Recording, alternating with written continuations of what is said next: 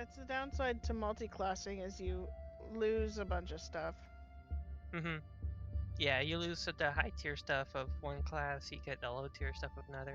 It's all how you want to mix and match. And we are live. But I was all right. Sorry for the Hello, late hello. Ready? start, and we're missing someone. Search parties have been sent out. They're unsuccessful, the search parties. As of yet, they may have success in the near future. Yeah. Well, shall I do announcements then? Sure. Viral. Sure. So we are Quest and Jest. We play Sundays and Wednesdays.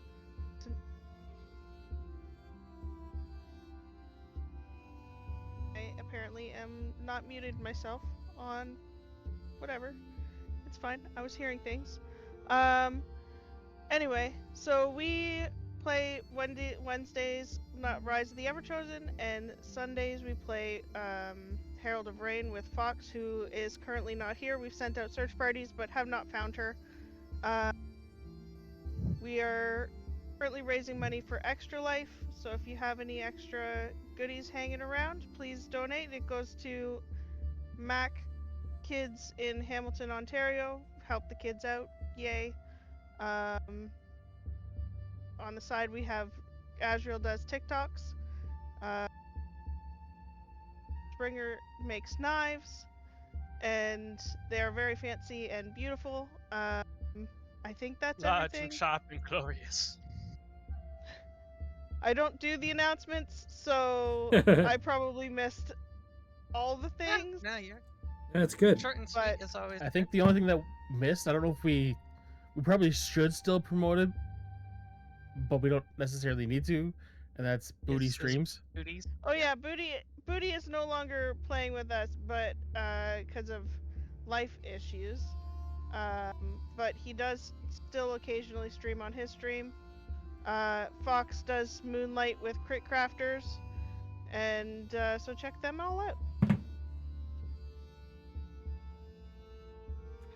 Oh, and we have a new player because Booty's out. Hello, Kranzer.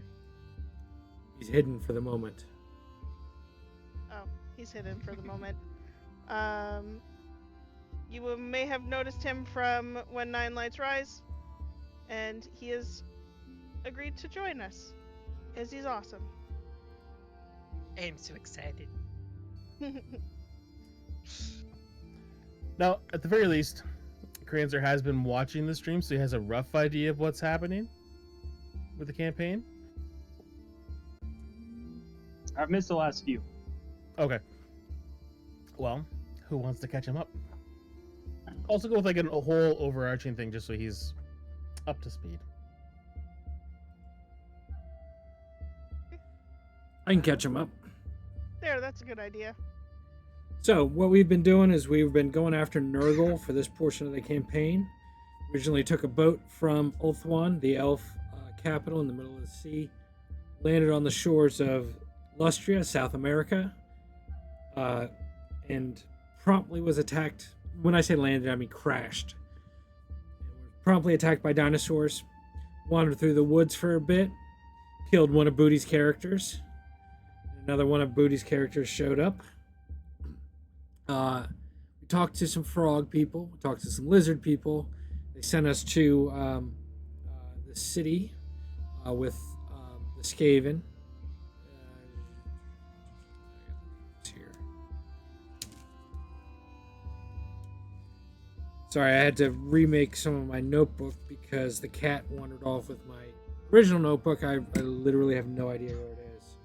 Oh no. It's one of his favorite games. When he wants me to wake up in the middle of the night, he throws shit off the desk. So, Valid. Yeah. So we got sent to that Skaven ruin. It was an ancient temple that the Skaven took over, and then they built an undercity beneath it. We didn't know about yet, but they took it over. We started exploring it, and eventually we met up with a seer of the clan that was holding it, who gave us a fetch quest to go find a shiny glowy rock that he called the Heart that was under the control of some dark elves. So we spent a couple days traveling through the jungles again to go to the dark elf camp, which turned out to be a massive war camp. A couple of us went inside, Booties and Springer's characters, to go negotiate with them since they're both dark elves. Well, one of them was dark elf, one of them half. Good enough. And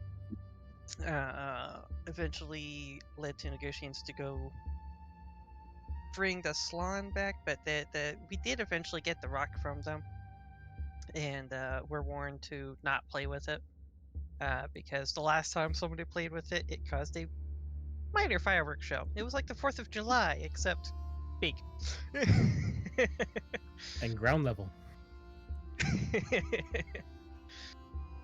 And so we started heading out after we picked up the rock. We eventually started heading back towards the Slan, the head honcho lizard person, Adjuster. and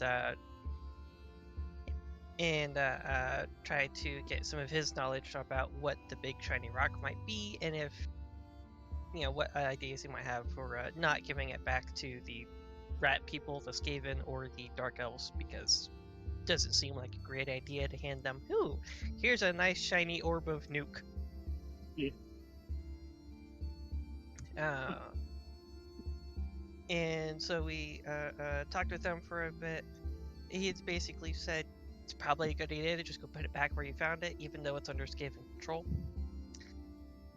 And so we teleported back over to the ancient temple, went back inside when we got escorted down below to where the seer had a experiment that he needed the heart replaced, because it was to help stabilize his creation, which turned out to be a giant hell pit abomination, which was a grand old time as it rolled and just booty smashed me and Durkin, Booty's characters. It was great.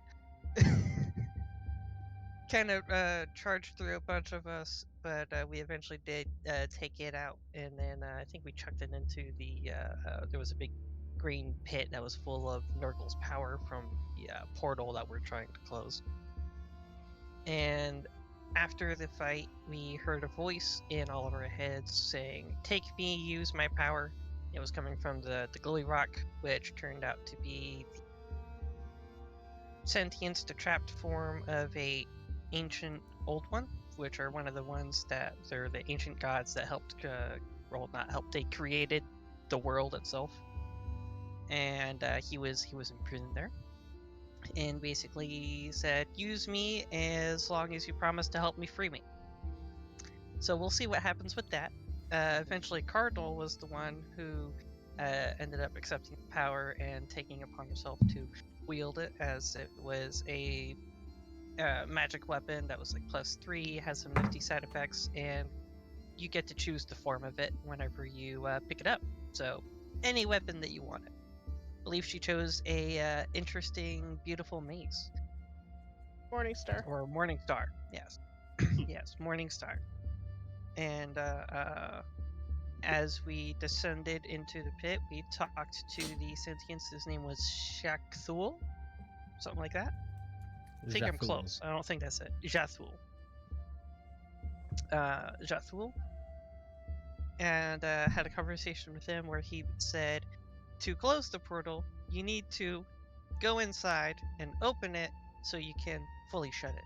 Because right now it was like a cracked door, but you couldn't just force it back closed again. So we all held hands and jumped through with the power of friendship, and ended up into the land of Nurgle, where everything is green and poison and decay and rebirth, and it's a giant smelly mess. Where we immediately fought a group of various trolls of types that we hadn't seen before. One of them was fun and disgusting, where every time you hit it, it would explode, and Cardinal had a very fun time with that one. But after the fight, we saw a giant tree massive tree that like the size of a small mountain in the distance, and then a large city-esque structure off in the opposite direction. And after a quick question to Shathul, he said the source of power was coming from the tree. So we were headed to that, and we started out in some rolling hills, and that kind of level out into some plains, and then become a giant marshland surrounding this plague tree thing. And as we hit that border between the the plains and the marshlands, he crossed over, or trying to cross over, a ravine, as we had felt quakes of various strength. And just as we were about to cross a ravine, it turned out that the quakes were a bunch of purple worms. That was a great fight, because one came up, it tried to attack Durkin, and attacked me, and so it's like, ooh, let's take the big angry big orc underground. So I disappeared for a minute. Whenever two other ones decided to pop up and go after the rest of the party. Eventually, the first one came back up, killed it, where I went to go attack another one, and then the second one said, ooh, I'm going to do what the first one did. And then just reach hammers to Morgrim, as you just hear a whoa go through the ground. Everybody else took care of the third one with a very fun wombo combo of Machine Gun Toby plus Disintegration plus Machete Storm Durkin. It didn't last very long, as I punched the last one into submission underground, and then dug my way back up, where we crossed the ravine and eventually found a spot to put the House of Cards for a rest there, where here in the warp realm there's no sun, there is light, but it's not coming from a specific source, so there's no day or night cycle. So we just kind of, that looks good, picked a spot and kind of camouflaged it a bit with some trees and brush, just to break up the outline of it. Yeah. And after our rest, found out that the rot was affecting the house in some way. We don't know if it's going to have like any permanent effects on it or not, but not so great, as several feet of floor level of the House of Cards was soaking in the fun green of the surroundings. And then after that long rest is, I believe, where we left off, where we're heading back towards the tree. Almost. Almost? You forgot What the if- fog of emotional damage. Oh, yes. Yeah. The fog of emotional damage. As we're heading towards the tree, a great mist came in, great fog. As we started heading towards it, we kind of figured it was a trap of some sort, and then we knew it was a trap because as we walked towards it, a roughly 30-foot dome area around us cleared away. So we can't see beyond that 30 feet, but we have that 30 feet. As we tied off a rope to everybody and walked inside, everybody had their own version of a guilt trip, and it affected different people in different ways. Markham got angry, looked over at Durkin, decided he was punchable, and Amber's was very touching and kind of heartbreaking. Like I said, everybody's got hit in their own way, but that was where we left off. Was in the fog of emotional day. I gotta admit, my personal favorite out of that whole series was saving Cardinal for last, because I'd asked everyone, like, what is your character's like greatest regret, and then came up with everyone. Her greatest regret was that Alder died, and so her emotional damage was Alder blaming her for his death. Mm-hmm. But yeah, Look at that. yeah. So that's where we left off. So now, just real quick, when you guys went into the fog, I'm assuming y'all kind of went in a marching order, and my guess is that it was, well, we said Durkin was going first. I'm assuming Neridia is smack dab in the middle. Always. So that leaves Mogrim, Tobias, and Cardinal to figure out where they're going. Who's taking the rear on that? I guess Tobias will take the rear. Makes sense. And then I could Okay. go second, and then have Cardinal in the middle with Neridia. Okay. Cardinal behind me. Yep. Okay. So let's make a change.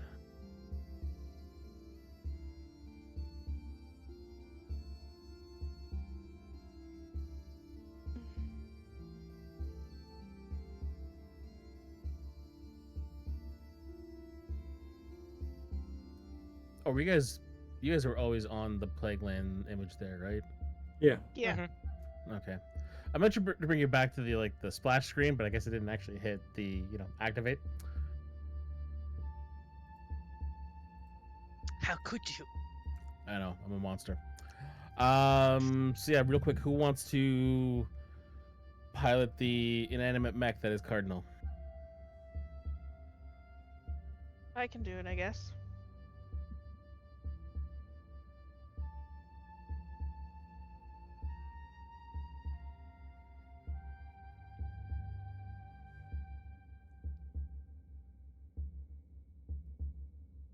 Okay.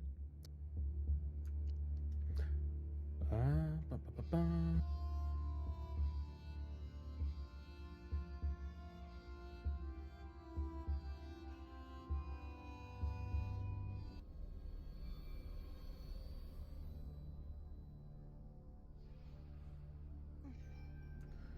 So we get a nice little music change.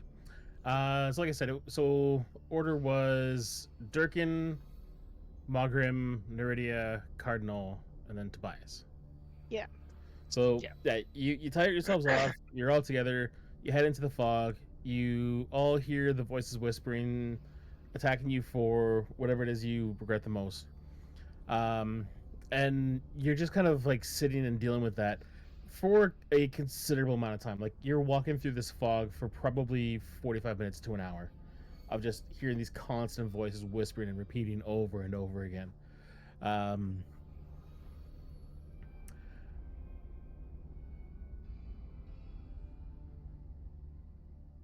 the first one that emerges from the fog is actually Tobias. Even though I was at the tail, Mm-hmm. does the rope suddenly swing around on me, or You look down and you still have the rope tied around your waist, and it is pointed like it is still um, strung taut, going back into this solid bank of fog. Tobias is gonna freak out a little bit and just start pulling a little bit harder back in to get out away from the fog. Okay, so you pull a bit harder, and then you give the rope like a yank, and Cardinal comes tumbling afterwards. She's like, "What are you point? You were behind me." Fog of confusion. Are we still going the same direction? The right direction? Roll a perception check.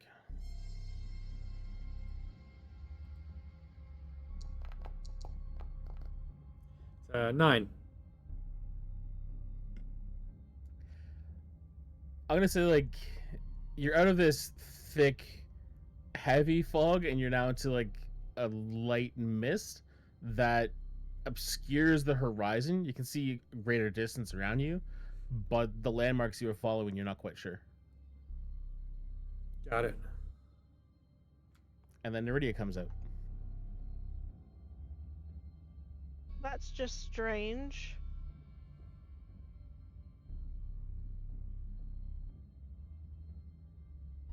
I think this place is gonna mess with Can us. Cardinal roll a perception check? Yeah, do you want to roll it for her? Yeah, She has advantage from a shield, I think. I know she does. I looked. Wow, No. 19. That was a shit roll. It's still better than a 9. So as Cardinal's looking around, she catches just enough of a break in the fog to sight,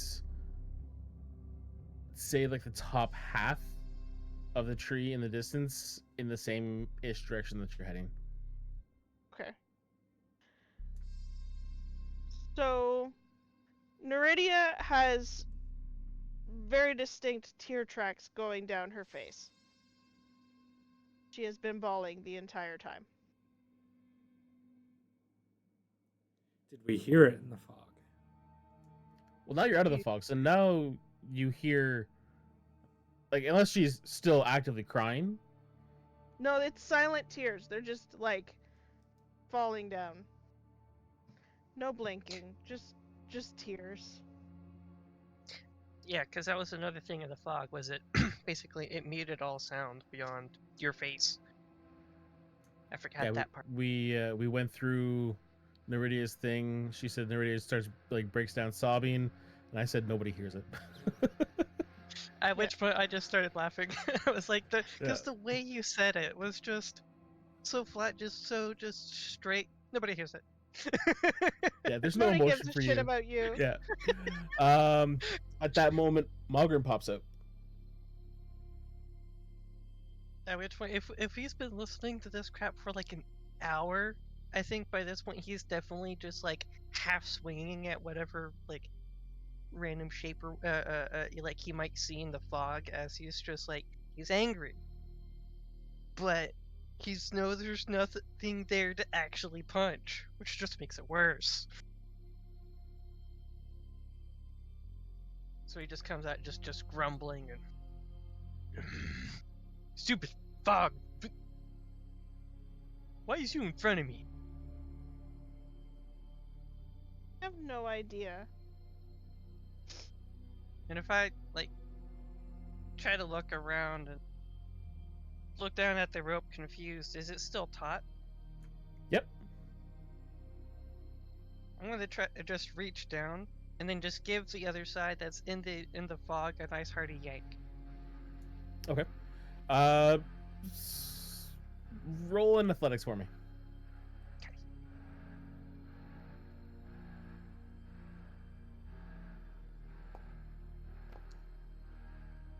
23. Okay. A nice hearty yank is like you get a good grip and you snap the rope.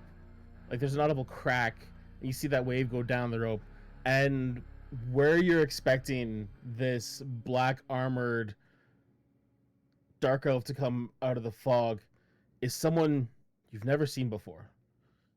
So, Kranzer, do you want to describe who they see? I think you're Can't hear you, muted. buddy. Absolutely.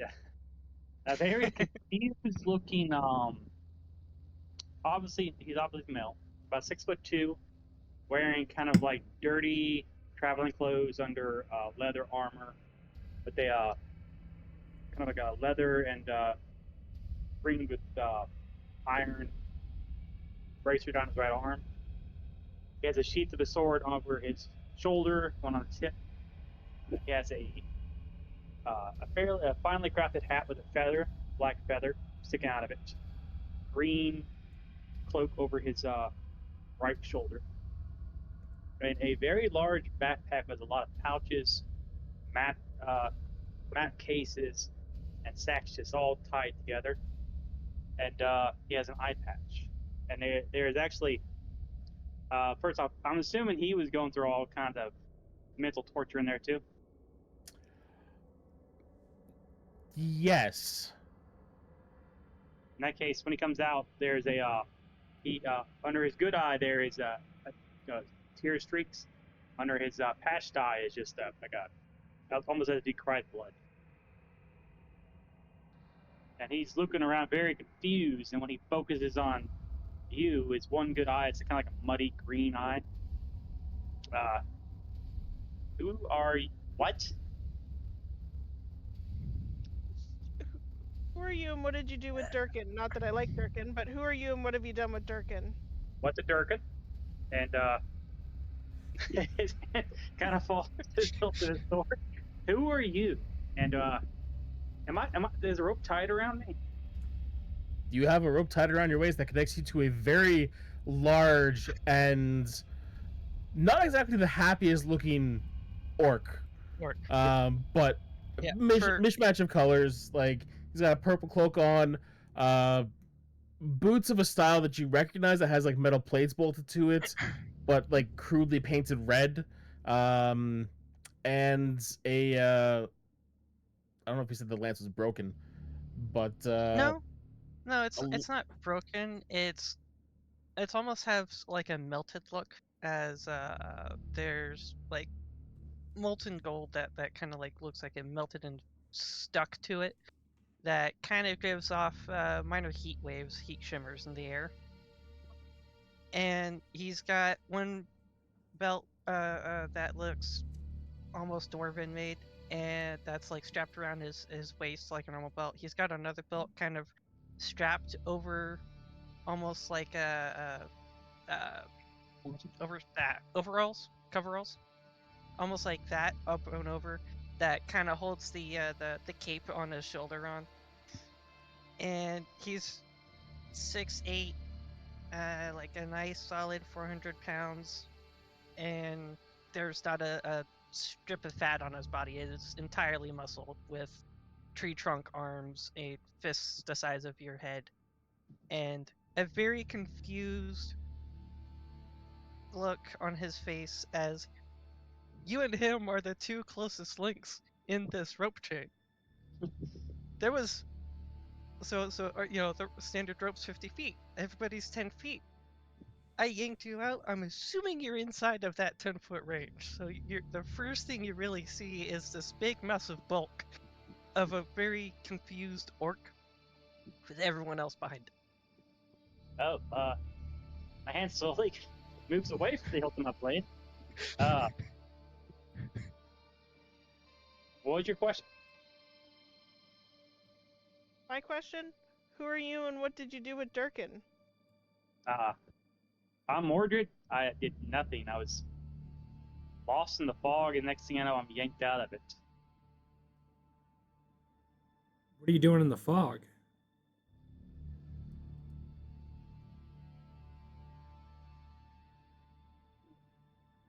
Yeah. Kind of gets a guarded expression. I was. DM, quick question. Which way is the. What direction would he have been traveling? Would he be going towards the tree as well?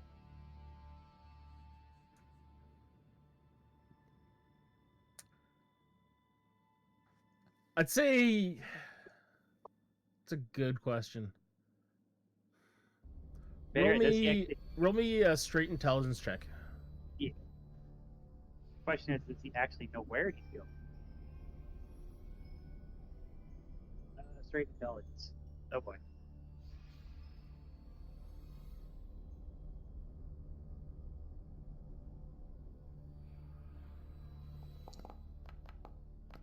By the way, I love that character design. Yeah, Solid. To be honest with you, I've just been kind of wandering around. I point like I shift my shoulder and there's like a map case, two of them. I've been trying. I come seeking a cure for a disease, and I've been trying to find my way to. Would it be Nurgle's mansion or? Yeah. Nurgle's mansion.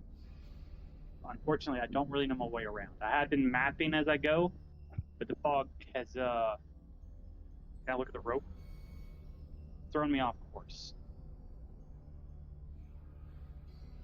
Well, Can I ask, who are you and how did you get this rope around my waist?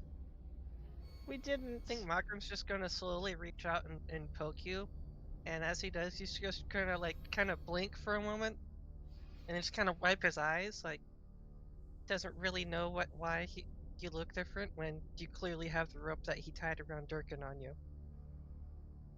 I just He's like, "You's not the same one And then he's just gonna kind of be like a little bit dumbfounded as this new confusion has taken over the anger that he was feeling before, that feeling of being perturbed, as the colorful, nice hat man is very strange. I just kind of put my hand on Mogram and pat you a little bit, and it's like, it's okay, Mogram, we'll figure it out. This is Mogram. He's our muscle. I am Princess Neridia Darksurge of the darkest part of the ocean. Hi. This is Tobias. He is our archer. And this is Cardinal. She's the best one of the group because she's better than the other ones. She's our healer. She's female. That makes her better. And I don't blink the entire time I'm looking at you. As she's crying. Stunningly beautiful, but does not blink. Tobias is gonna take a deep breath in, put his hands up, and he's gonna stop and just think about it. Is this a good idea? Cardinal sees you do that and says, "You made the right choice." I heard that's not a good idea. Yeah. We did not tie a rope around you. We tied a rope around another companion who seems to have gone missing, and you are now in his place. So, congratulations. We are currently fighting chaos, and we are heading to the big tree to try and destroy the portal here. You're destroying the portal to get here? Well, we need to close the portal. We need to figure out how to get back through the portal before it closes. But we need to get to the tree. Apparently, that's where we're going. Well, that is a large landmark to work towards. Despite the feeling like I'm getting roped into this, say two numbers. Literally. Nice. But you have Cardinal to go to takes the a mansion. second and just thinks for seconds, then asks, "You said you're looking for a cure for a disease. Do you know what it is you're looking for?" How familiar are you with the Plague Lord? That's a good question. Let's see what Cardinal knows.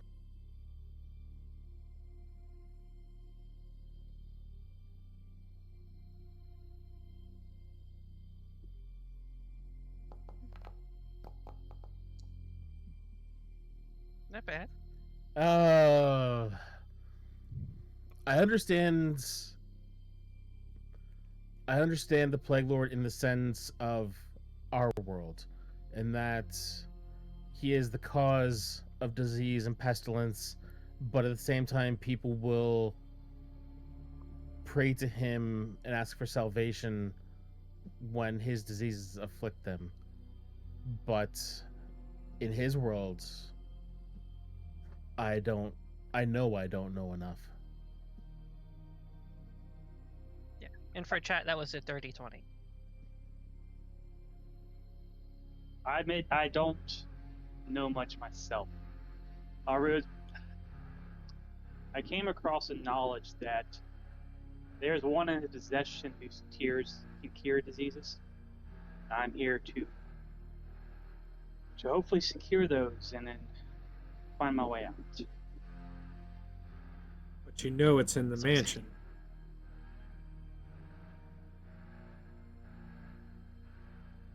Yes. How do you know it's in the mansion? The one. I wouldn't say I exactly trust the. I wouldn't exactly say I know it's there, but I have to believe it is. Otherwise, everything I've done up to this point has been for nothing. You realize Nurgle's probably in his mansion, right? I would assume so. Right. And you want to go there and steal these tears out from underneath Nurgle. Seems a little bit dangerous. Not so much one as Are you diseased? no, not my children are.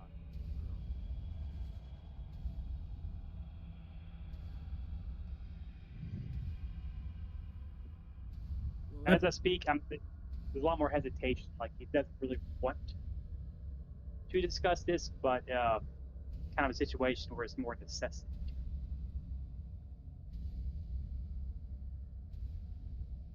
that puts us in a difficult situation. If we go after the tree, close the portal, we can't hit the mansion on the way out. If we go to the mansion, all hell's going to break loose on the way to the tree.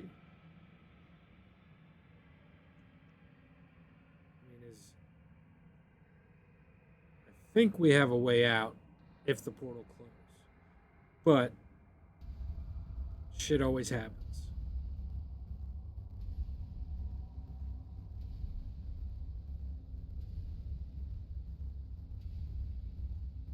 Off table, we were pretty convinced that going to the city was a really bad idea, right?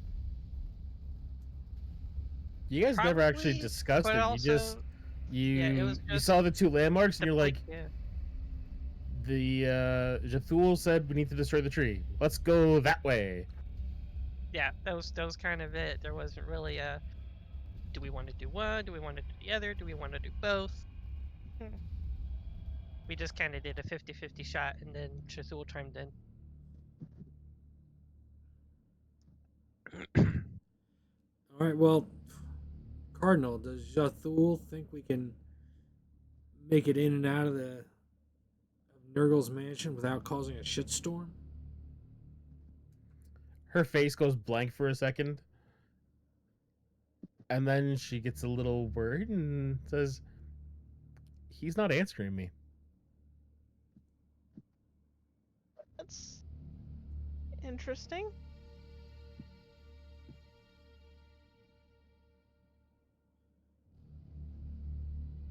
I would like to say I know why he's not, but she holds up the Morningstar and looks at it and goes, "This is all very new to me."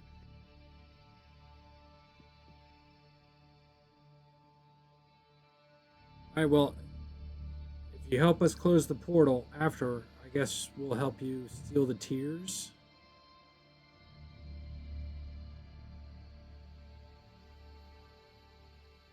How did they get here, by the way? Do I know? Did I come through that portal, or did I come in another way? Roll a d4.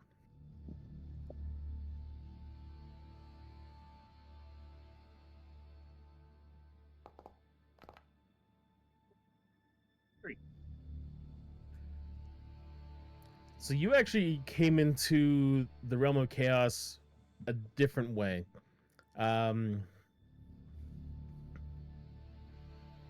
Your journey took you on more of a roundabout way,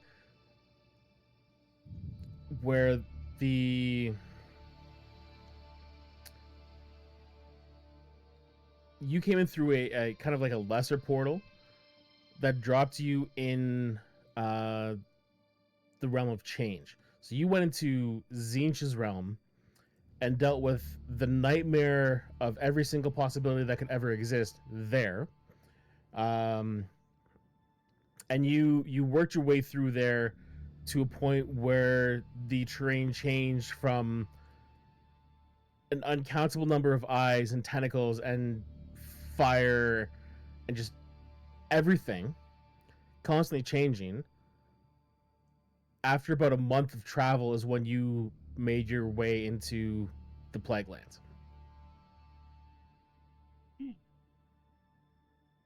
That sounds horrible. This is not a happy, fun place to be.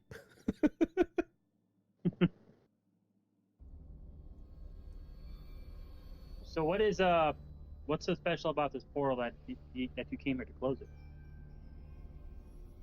Well, the big bad evil guy who's running around opening the portals to all the chaos dimensions. We've been fighting to close them. We're down two, got two more to go, and we're deep in the third.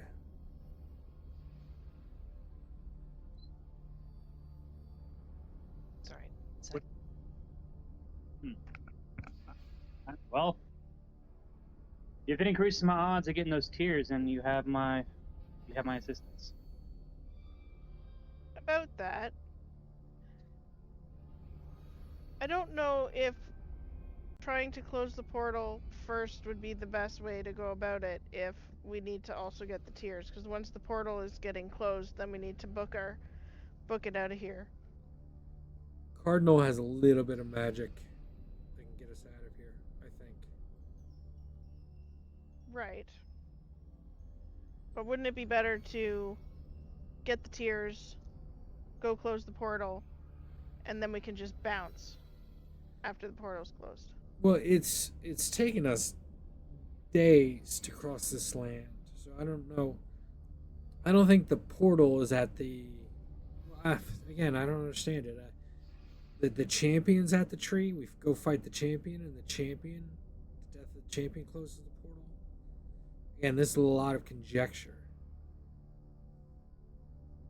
So if we're heading back to the original portal, that's days of travel. So I don't think we can fight the champion, defeat him, and then spend days going back to the portal again. But like I said, all conjecture. We're not 100% we know how this works. Cardinal adds in that if we're operating under the assumption that Nurgle knows we're here because of how the fog invited us in. What if he doesn't? What if that was just a feature of the fog? And if the portal is connected to the tree, we destroy the tree, that would undoubtedly draw Nurgle's attention, would it not? Yeah. And then wouldn't it be good And then to we would be get going the to his tiers house? Well, yeah, that's what I'm saying. Either one way or another, we're causing us Probably all better to hell go to break the house. Yeah, probably better to go to the house before he knows we're here.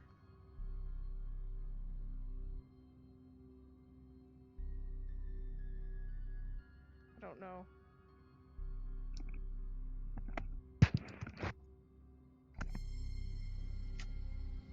Let's start heading towards the house then. I mean, if we're gonna get, what was your name again?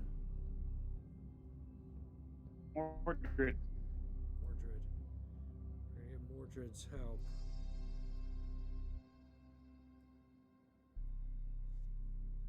Mordred. I was going to type his name in chat, and then I realized it was the last roll that got made. Oh, come Well, on! I need to see it twice.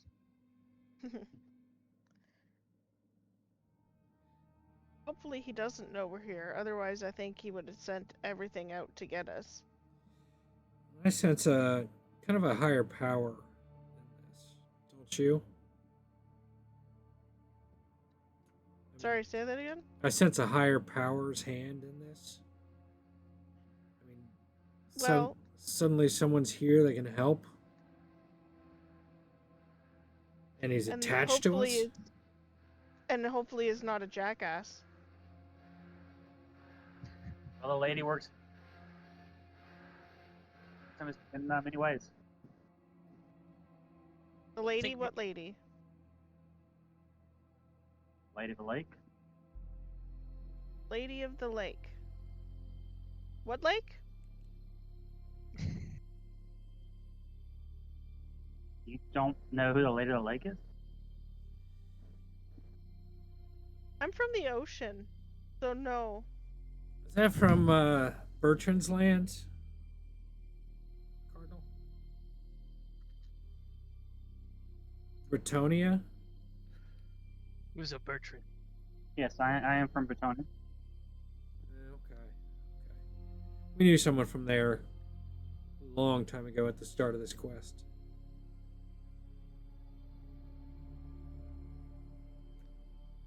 Donnie was wondering if we were ever going to reference Bertrand. I didn't remember.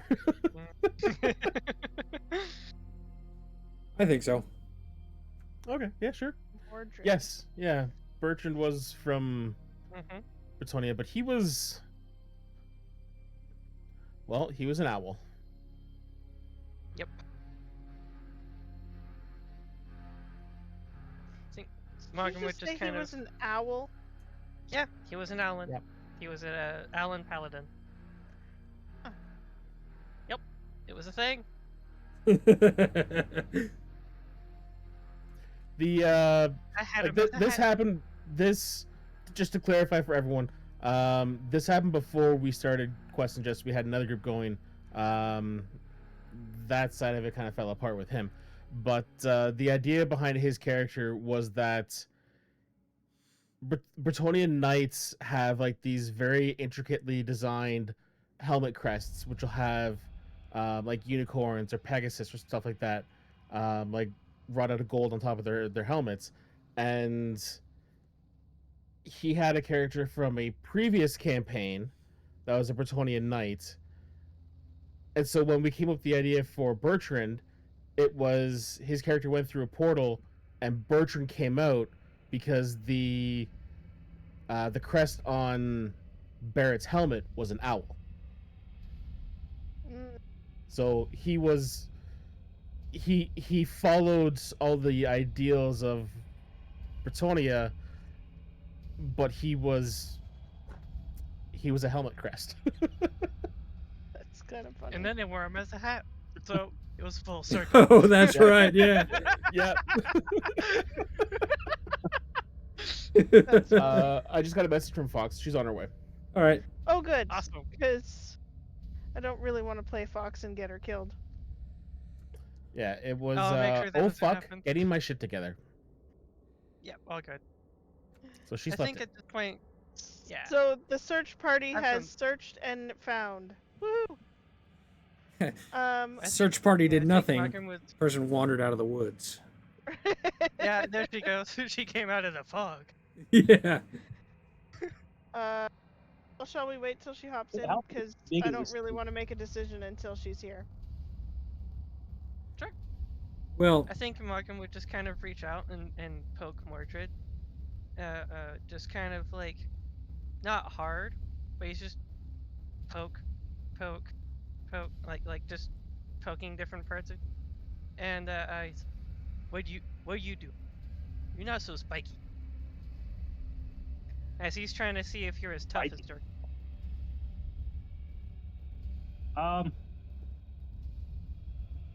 So Mordred is fairly stout. And he does try to resist from being pushed back. Yeah, But like I said, he I'm not doesn't going get for like big aggressive with it. pushes, but I'm just like leaning into it a little bit, so you get a little bit of his weight behind it. Seeing if you're squishy. Out of curiosity, can we do an opposed strength check? Sure. Yeah, fire away. Just straight strength or athletics or what do you want to do?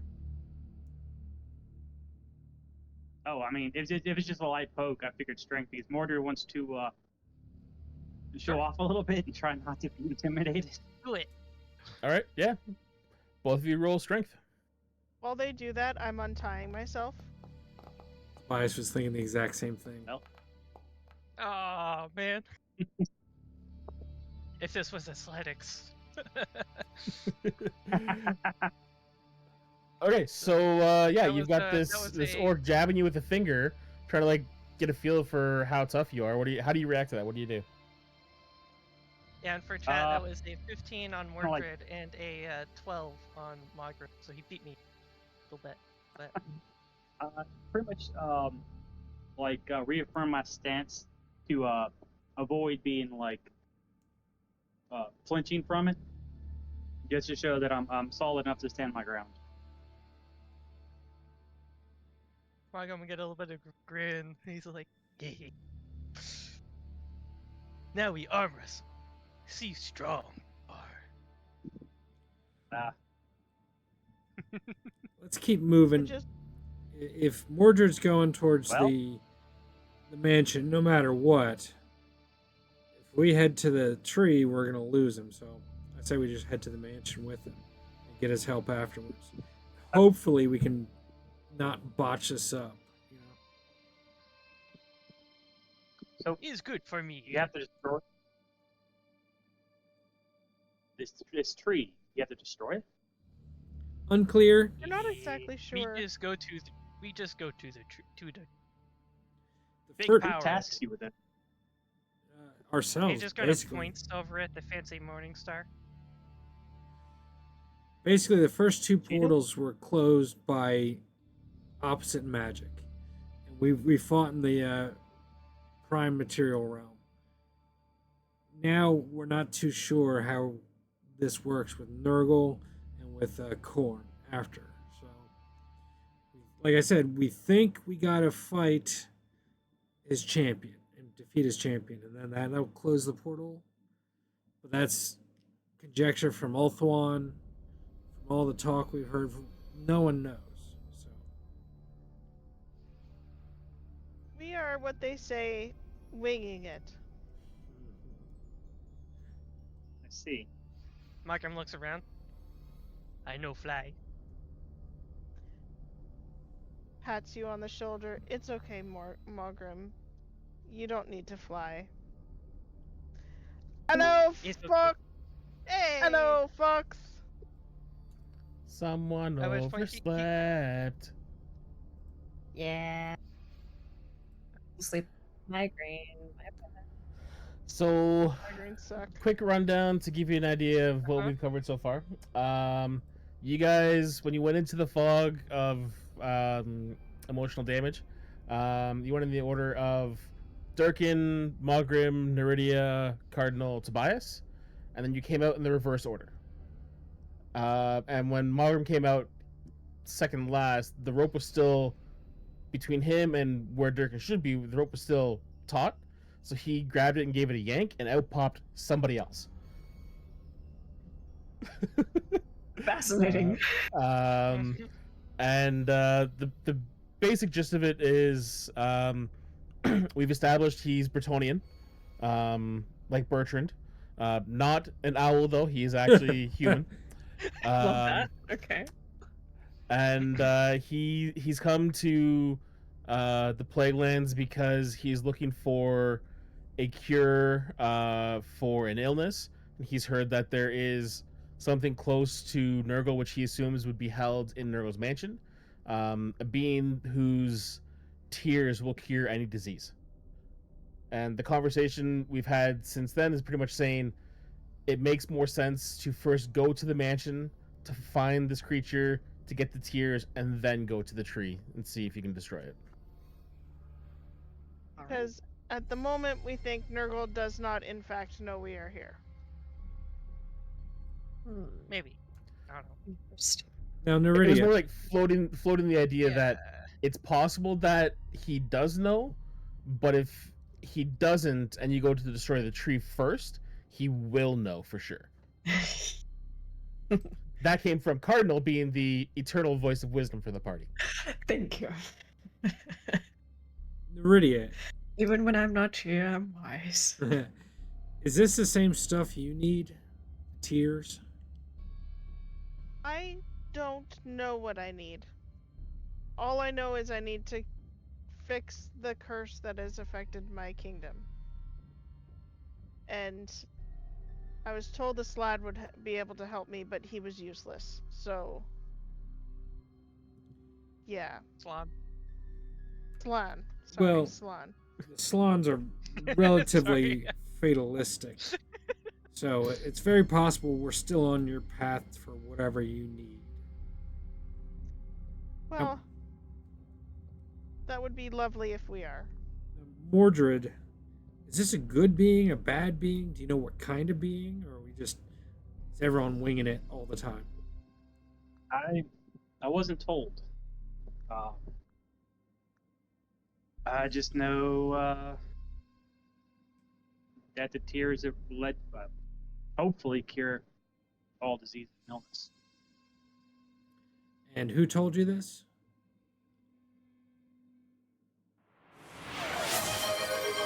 Thanks, Booty. He would have had some research Thanks for done that break. before he really like kicked off on the journey. So pretty much everything that we talked about, working up the character on who you're searching for, you have Okay. that information. Whether you learned it from someone that's knowledgeable, or you found scraps of information, or even just legends that were only ever told through an oral tradition. You've kind of compiled everything you can, so you have an idea of who you're looking for.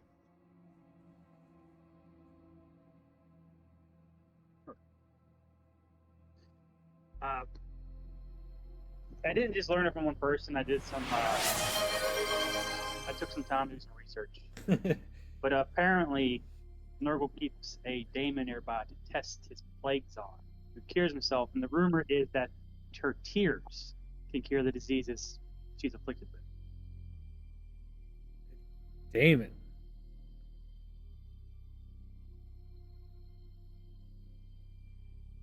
Yes. Is this Damon a prisoner?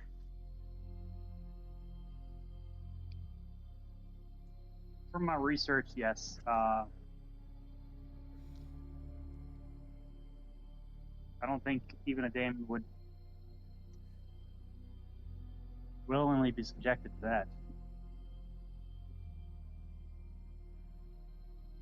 Well, perhaps they would be willing to help us then, if we release them.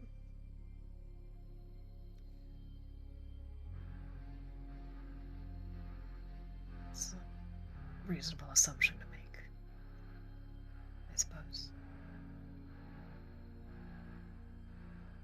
And they might know a little bit more about his plans or his methods, at least.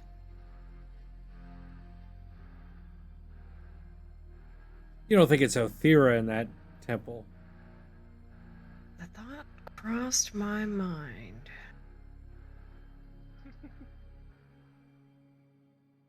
That would be our luck. No. She would be more likely to destroy everybody else and herself rather than stay imprisoned, I think. All right, well, mansion then tree. I think so. Let's head out. By this point, Tobias has untied himself along with Neridia.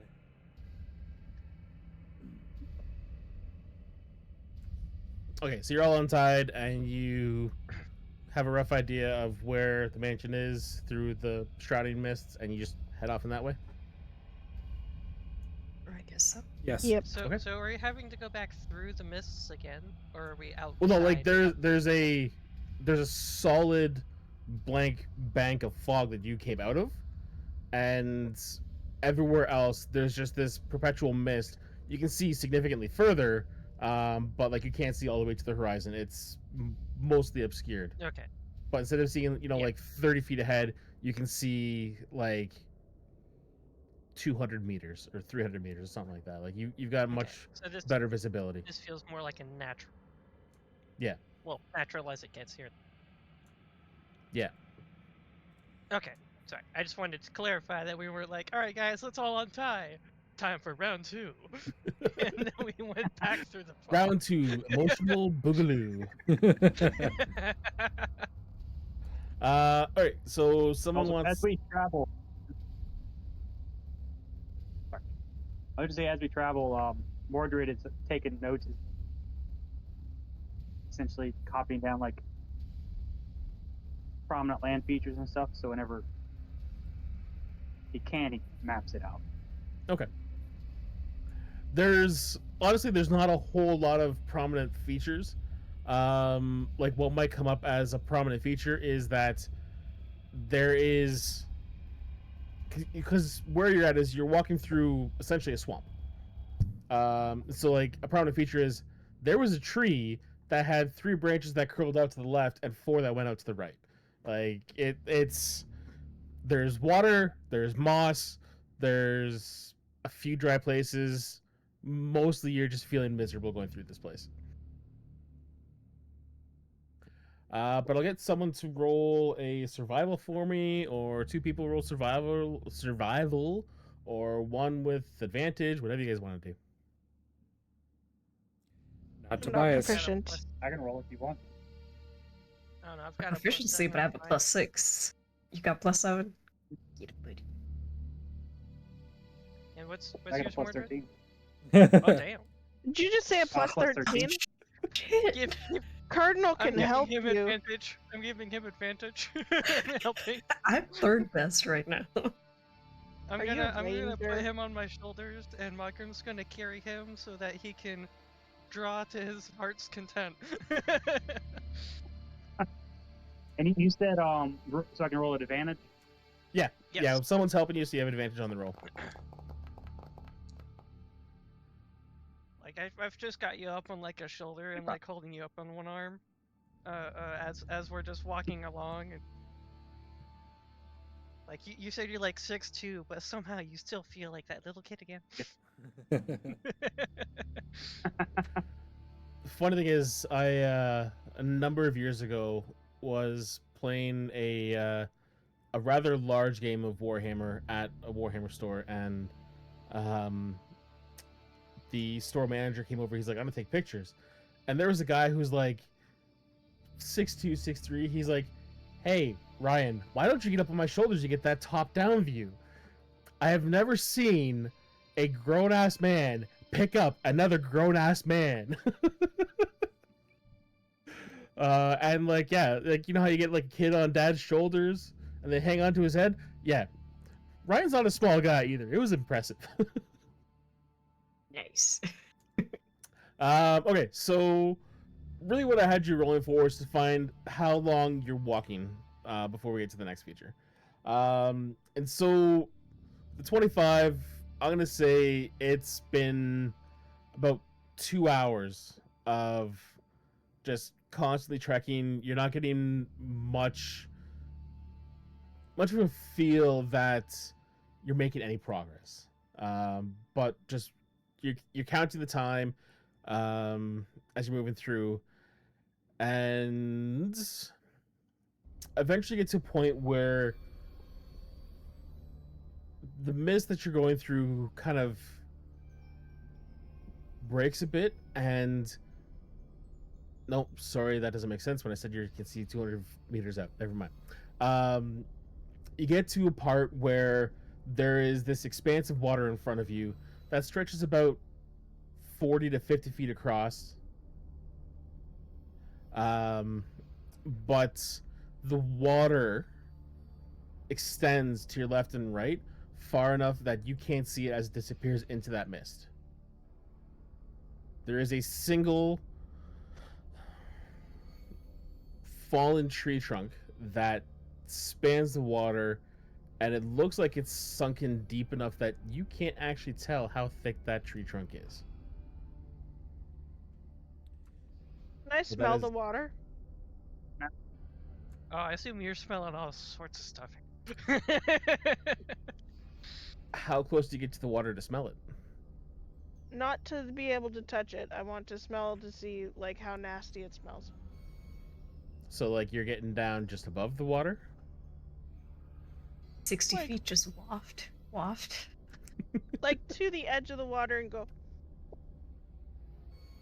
Notes of cherry? So they're the dukedom I'm from actually has a lot of swamps in it, and creatures like to lie under the water and go, "Whoop." Be careful. Mm-hmm. Yes, please be careful. I'm gonna ritually start casting water walk. So it Well, takes didn't me we 10 still minutes. have water walk on us, or how long does it last? Lasts for an hour. Just an Doesn't it? hour? Yeah. All right. hey. If they're warning me against going right up to the edge, I'm not going to go up to the edge. I'm going to smell from about 10 feet away. Malcolm just kind of chuckle. Water elves don't know about water. You're gonna smell it from about 10 feet away.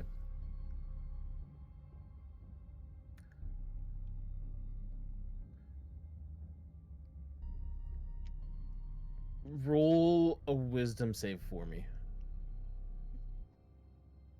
That's lovely. Right there with you. Water walk 14. for you. Water walk for you. Okay. Because what I had you rolling for essentially is there is a constant smell of rotten decay just permeating the air. So I wanted to see if you were dumb enough to be like, I want to smell. So here we go. To get past that, you needed a 15. So you're breathing hard and deep. I need you to make a con save.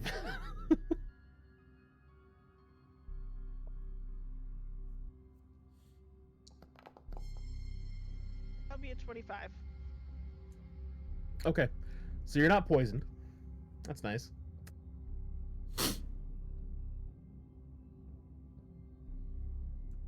Good job. And what was it you were smelling for again? Well, I want to see how dirty and nasty the water is. Extremely. Okay. You could have told that just by looking at it. Okay. Well, you never know. She's not dumb enough to go into the water when it's dirty and nasty. So there's creatures under the water, possibly?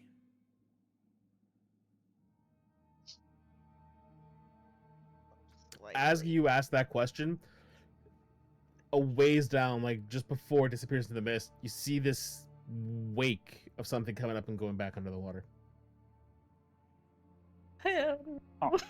Tobias had just picked up a stick and was going to throw it in the water, and he was like, I don't think I should do that. Should we run across the water? Try and get across as fast as we can? I was good at that. Run like the wind. Don't leave us behind this time. I got an idea for something that could help us get across the water. Oh no, how far across the water is it? It's like 40 to 50 feet. Yeah, I got something that could help if we decide we're gonna make a run for it. Still casting water walk. And you've Raise communicated eyebrow. that you're casting water walk, right? Yes. Okay. They've had this happen like so know. many times. Maybe Mordred doesn't know, but the rest. Come on. That's okay. He's on my shoulders. He's carrying him with one hand, lance in Hope the you don't other. trip. We're good. Let's go. I'm surprised Mordred is letting you do that. Yeah, he didn't say anything against I'm not it, sure so Mordred I'm like, knows cool. how to. We're down. Refuse. I think it's more of a he's so thrown off he doesn't know what to say, so he's just kind of accepting it at the moment. Yeah, and every Uh, now and then, if I'm he- just like picking up at your paper as we're walking, and then like he's not making any show of like trying to be. He's like walking, paper, walking, paper. I'm just gonna walk over and say, Modrum, you do know you don't need to let him do whatever he wants to, Mordred. We've combined. We've become one into Mordred. Mogrim, I'm oh man, also- there's too many M's. He's like a child. Also,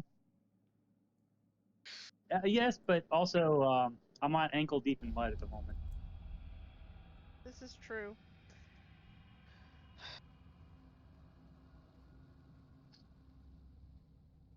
Let me know when the 10 minutes is up. Then I shall start communicating regularly. I'd say, yeah, you guys are taking your time trying to discuss how this is going off, and you finish the incantation, and then suddenly you all feel like the ground beneath your feet is a little bit firmer. Like it doesn't squish now when you take a step. Oh, that's Right. glorious. This will help. Can I try to scan the surface of the water or look for anything lurking in it? Roll a perception at disadvantage.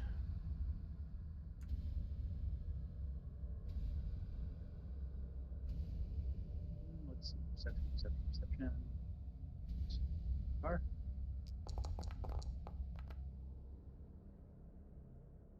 27. Not bad. Not bad. Nice. Disadvantage. All right. Well, shit.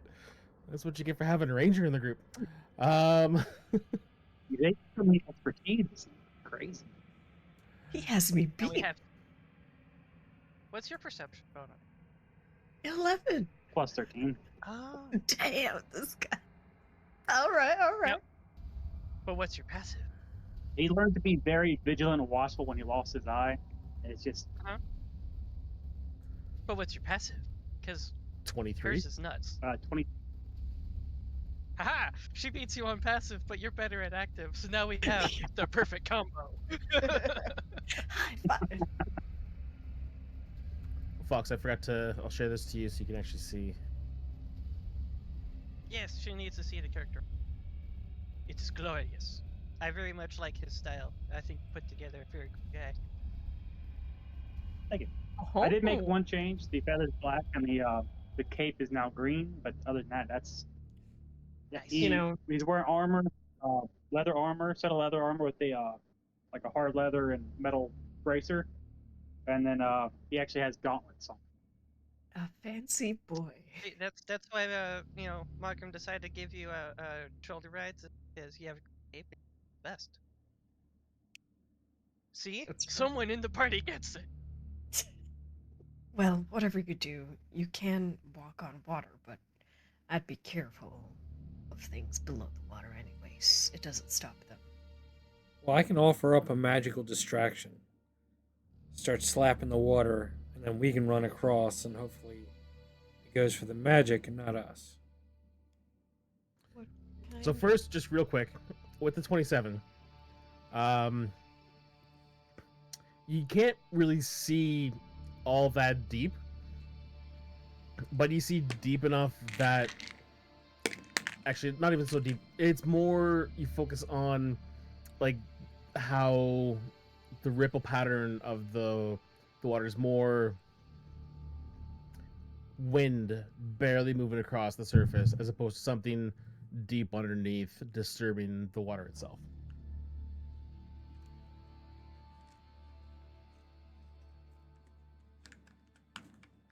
He Was the said it was wake like up 40 or 50 something? feet across. Sorry. Yep.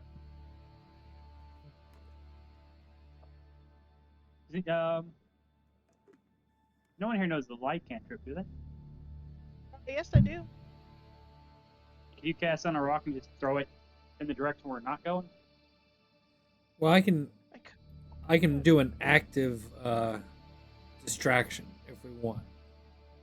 Which is, I would love to hear about this ingenious plan Well, before it happens. I cast my unseen I see. servant. I get him to run up to the water, and I get him to slap the water. Do it. Are we making a run for it? Yes. On a 3. Wait, wait.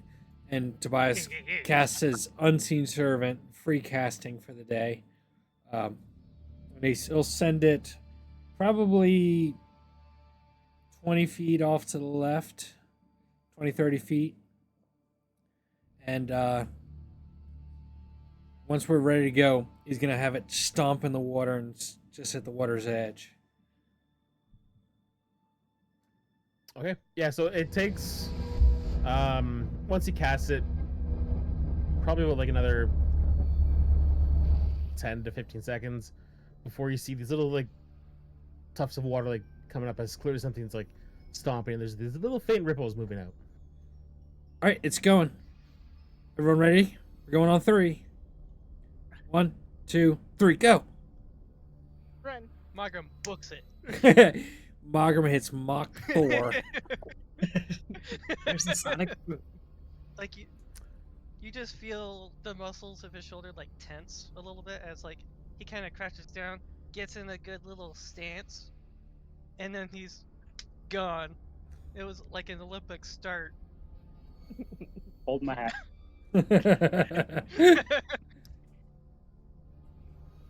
So as you're booking it across, Mogram, you get across almost instantly.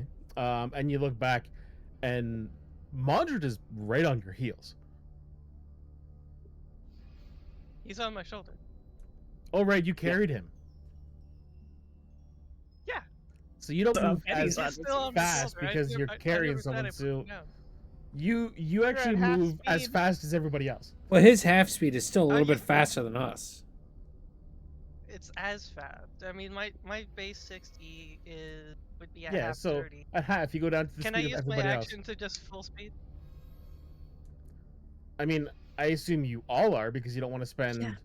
Yeah. Okay. Action You're all bonus action, dashing across. Yep. and I'm using action and bonus action. I want everything. Full speed.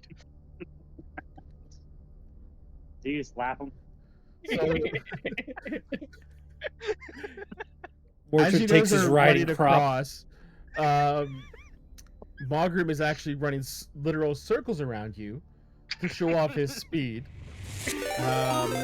which, when you think about it, means he's actually increasing the number of impacts on the water as you're moving across at 60 feet and around. Hi, Goblin. Thanks for the raid.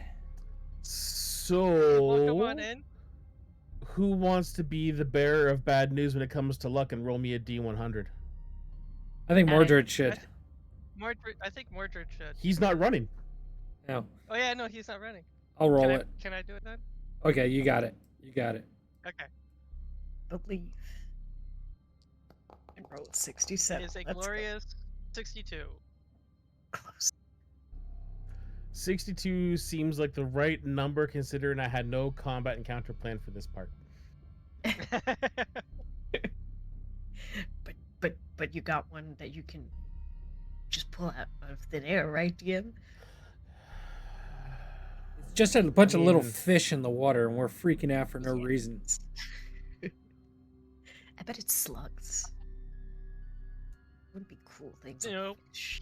you don't want them. What Nurgle what has you didn't slugs. We don't want those.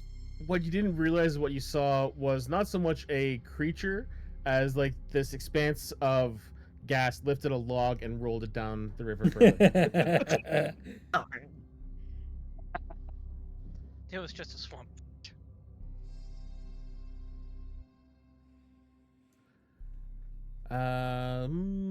Yeah, so you get across there, no issue. Yeah, because then I would have been doing 90 feet per second for everything with Mordred on my shoulder. Well, it would have been 30 Well, feet 60 plus. cut down to 30, and then action bonus action would have been 90 Yeah. if I'm still Yeah, cut down whatever. to half. Yeah. Well, no, it would have been. Yeah, no, I get you. We understand the math. fast as You fuck. speedy fucking orc. I get it. fast as fuck, boy. Anyways, moving on. So yeah, you get across. And again, it's you keep moving on. And after about, let's change it up instead of time. Let's say you've been traveling for it feels like about 5 or so kilometers. You start seeing the ground gets a little more solid. It's still very marshy, but the trees are growing taller and thicker and more stable. And you pass one, and then you pass like a group of 3, and it starts to get more constant to the fact like you're getting up to this grove of trees where there's room to get through, but like it still kind of feels dense, like almost like you're not quite a forest, more like a grove. If that makes sense. A copse. And a which? Trees. You kept It's a cutting out copse on of me. trees. Copse of trees. Okay. Mhm. And you're walking. So it took you about 5 kilometers to get there. You're walking for another 2 to 3, and that's when you see the first one. There's a tree, kind of obscured by the fog. Like the mist is coming in a little bit thicker now. So you see a tree, and there's a shadow beside the tree. You move a little bit closer, and that mist parts a bit, and there's a body hanging from one of the trees.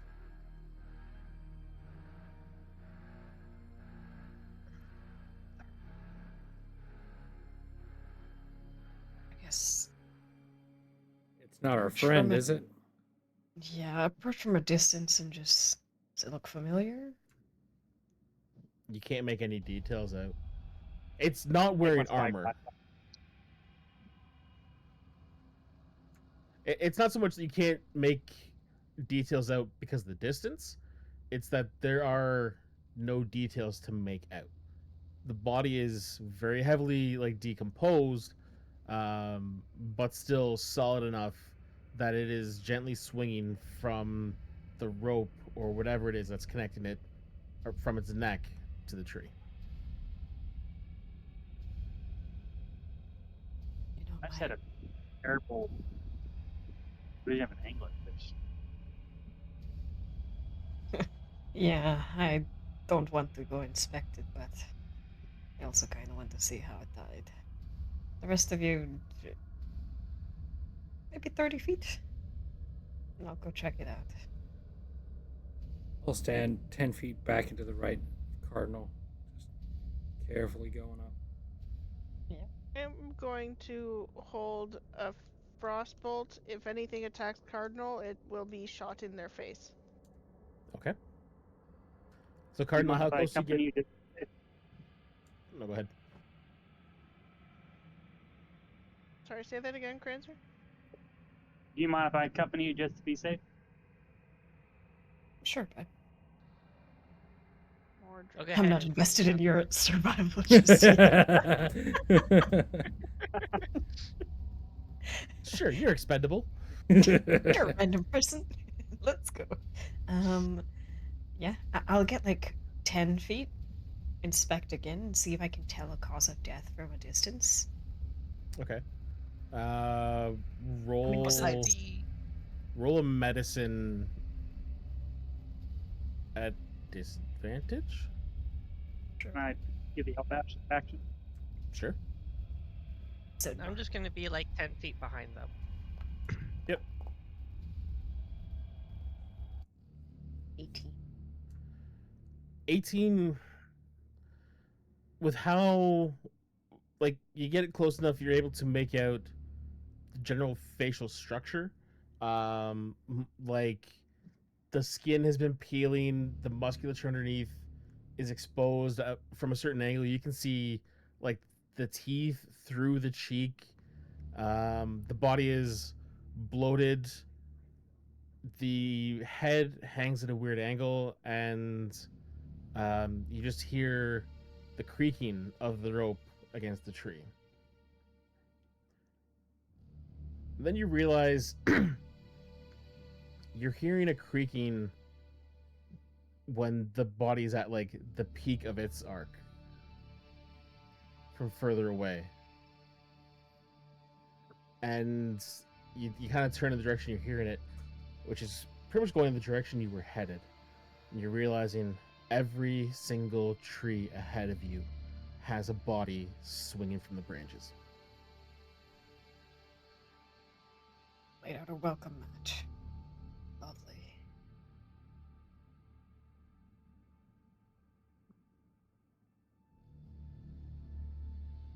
Let's not get too close to them. Got We it. go around this copse of trees. Some Well, like, corpses. the space between the trees is wide enough that Of the course. closest you're gonna get is about 8 feet. Like, you have a clear way to walk through. It's just constant. I'll offer Just- to lead the way. Yeah, set your jaw and walk through it.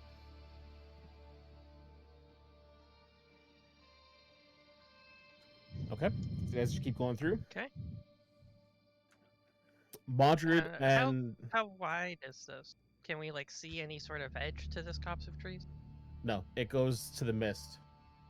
Got it. And it's just lost in it. There's a very gentle breeze moving through, and the bodies are all like swinging individually. But Moderate and Cardinal, as you're moving through, it doesn't take you long to realize, like, probably about every time you pass a tree and get like about 20 feet beyond, you hear a harder grinding of the rope on the branches. And when you were passing a tree, the bodies were facing you. And once you get past that 20-foot point, you turn as you hear that grind, and the bodies all slowly spin to follow you. You really laid out the welcome mat. Makes it even more disturbing for you is their eyes are now open, and they are locked on you, and their lips are slowly moving, but you don't hear any words being spoken. Can I try and read their lips? They're half decomposed lips. What Let her languages a do you quiet speak? prayer. What languages do I speak? I speak Common and Elvish.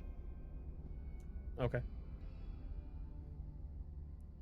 I'm not even gonna have you roll it. You watch lips move and you're like, these are nothing I would recognize. But I think that's a good place to Yep. stop for a little bit of a break.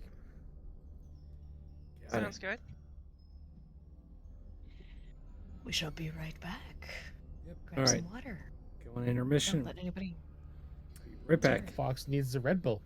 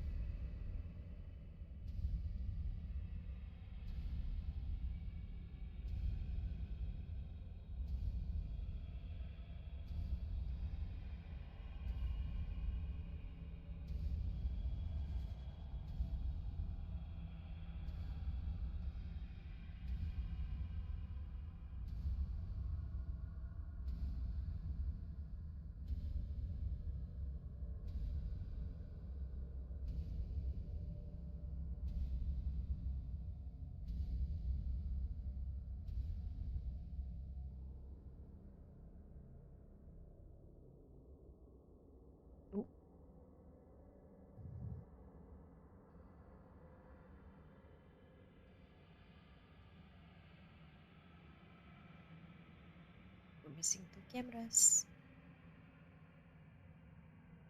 There I we was go. Can't muted. see my beautiful face. There we go. Okay, they're back, and it was just a little slow on the uptake. Okay. Okay. Now about these corpses. Mm-hmm. They're just sort of talking. They're not like trying to. The only thing that moves is essentially the rope twists as the body follows you. Their heads don't turn. It's if you move like left to right, the body just pivots in place to follow you. The eyes stay locked on you, and the lips are moving. But their hands don't move, their legs don't move. Nothing else actually moves about them. Okay. And like if you Place were to get close enough and look at their eyes, it's got that like filmy white of someone that's been long dead. Just in case, I'm gonna brush by Neridia and say, just in case, death ward. Can I move up ahead of Cardinal, just by like 10 feet? Sure. Yeah, just in case if something tries to jump out, I'd rather get hit first.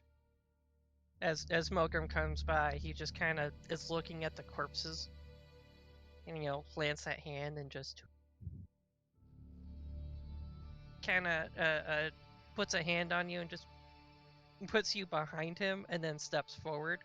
He doesn't really say anything, but he's just keeping an eye out on the corpses and these funny. All sorts of nightmare fuel, this place.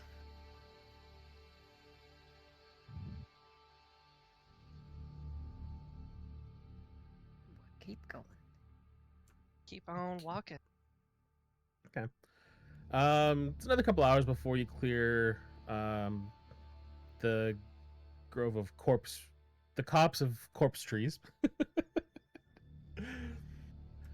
And almost like very suddenly you step past like the last tree and you are in an area that feels extremely different. The first thing you notice is it smells of flowers and clean water, and a warm like spring breeze is blowing.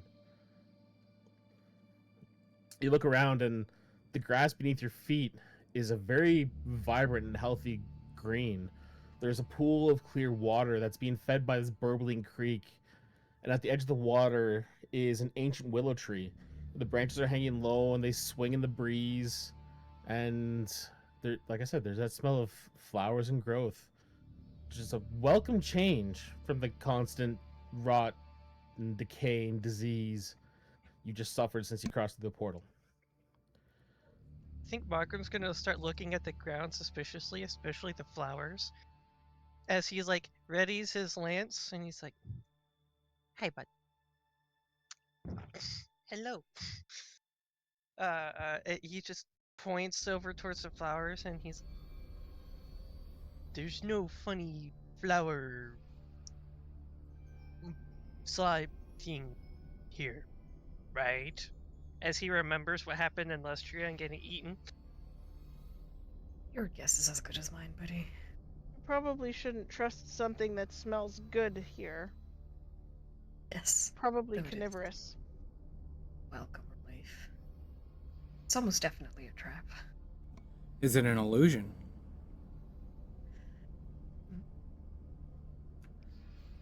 You do all hear a sound very distinct, coming from the other side of the willow. It's a woman's sobbing cries. Left 4 Dead witch. Mm-hmm. Not that's more of a wail. That's more of a wail. This is like someone that's been crying for quite some time, and it's just like gentle sobbing. Mm-hmm. Demon host, leave it alone. Alone. Yes, but also the plot demands that we follow the thread.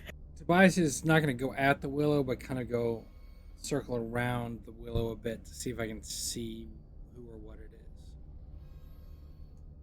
is. Markham's just gonna kind of glance behind him, and wherever Cardinal goes, he's gonna keep 10 feet of her. You gonna Mr. President me? Oh, thanks, man. You're the one I like the best so far, because nobody else has done arm wrestling. No one else tries to get along with Markham. They just use him as the big meat shield. Besides, the other guy may have the nice green cloak, which gives him some bonus points, but doesn't know anything about him.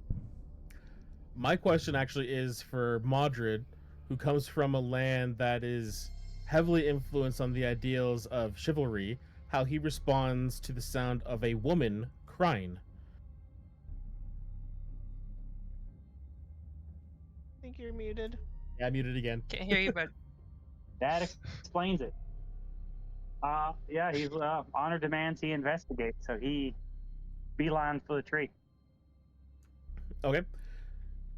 And the rest of you, I assume, are kind of like following along. Tobias is still staying at the perimeter, walking around. Yeah. goofball. So as you come around the tree, you see this woman. She's sitting at the base of the tree. Her arms are wrapped around her knees. They're pulled up to her chest. Her head is down. She's rocking slowly, and her whole body is shaking with the sobbing. And for the most part, her skin is not unlike everything you've seen. Like anytime you've seen any flesh or anything like that, there's a disease to it. There's boils and pustules and all sorts of nasty, no, not niceness, right? You see her, and her skin is dirty. There's streaks of grime covering her, but she looks very healthy and dressed in crumbling rags. Essentially, is barely covering her figure. But as Modred approaches, it's not so much that she reacts to his presence, more as like she knew that you were coming. And she looks up at you. There's a very youthful human face, tears streak through the layers of grime. You can't work out how old she is. And her eyes connect with Modred's, and she sniffs, kind of like steadies herself. She goes, You're not supposed to be here. Please, you must find me. Find me before it's too late. Find me! And those last two words, she practically shrieks at you before she throws her head back and screams as there's this burst of blinding light that's a mix of green and radiant energy, and you are all instantly blinded. And after a few moments, your vision returns, and you are in the same area, but the pool of water that was crystal clear, you could see to the bottom, is just as thick and dirty and sludge filled as the tree you passed. The grass is dried and cracks beneath your feet as you walk across it. The willow itself, the branches that hang down are barren and don't move.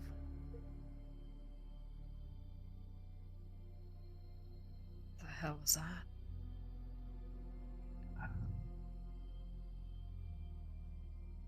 Does she look familiar at all? Roll a religion test for me. Well, that's not gonna go well. Where are you at? There we And are. hence we help with that. Can I roll as well, or was I too far away? No, this one's specifically for Modred.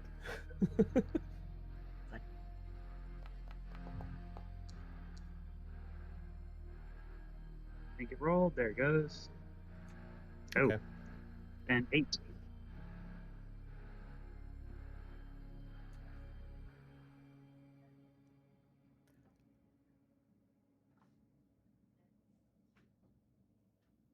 what is your assumption about what you saw?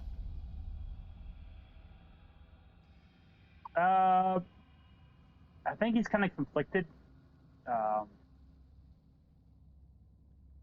Originally, he thought it was maybe the Lady of the Lake sending him a vision, but then he knows he's here to get the tears from a captive. So he's starting to lean more towards that was her somehow. But the lack of plague also is confusing to him. That pretty much sums up exactly what I was thinking there. You've never heard of a creature that inhabits this land that isn't diseased. And all of the research you've done into this demon that you're searching for, there was never a physical description. But some part of you innately believes that that is who you were looking for. And he absolutely latches on to that belief more out of desperation than anything else. And the fact that she, not only her, but the land was also cleansed of disease furthers his desire to seek her out, because that just proves that, his quest is not in vain. She's got the power.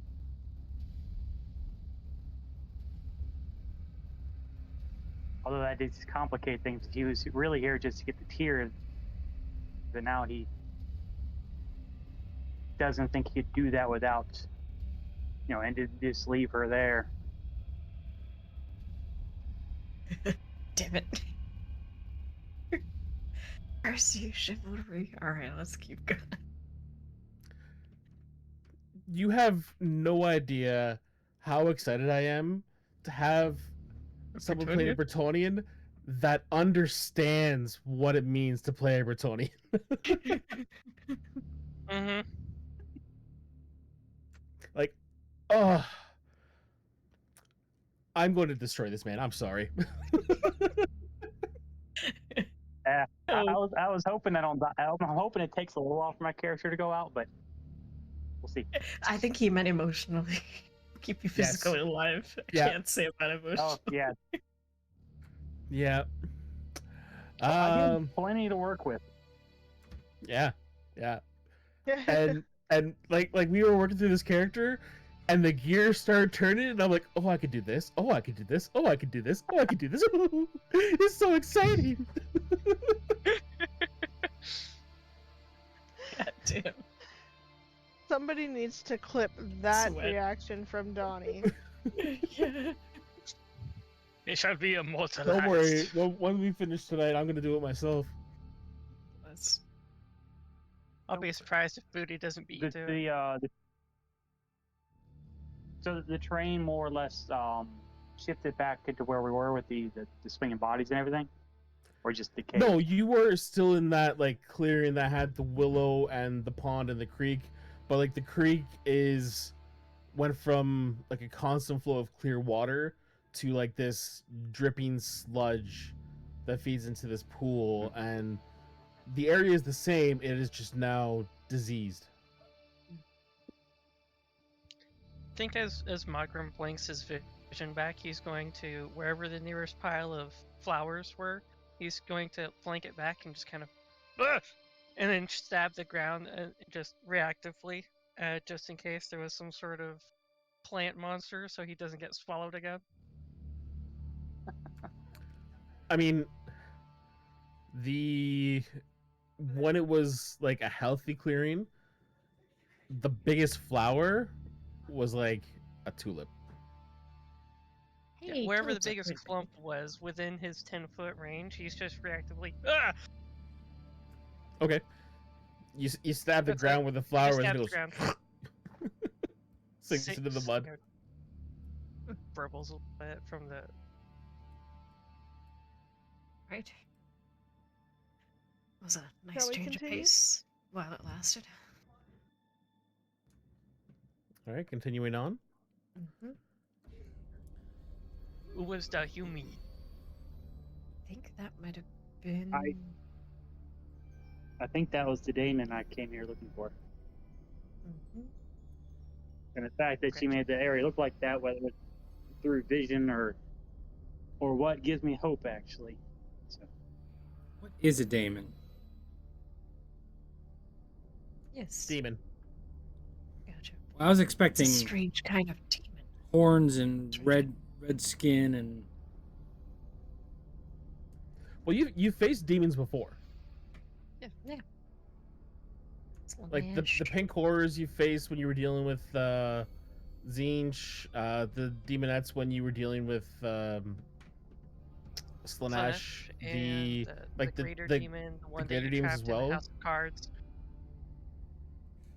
Yeah, they were all demons, just different She's flavor.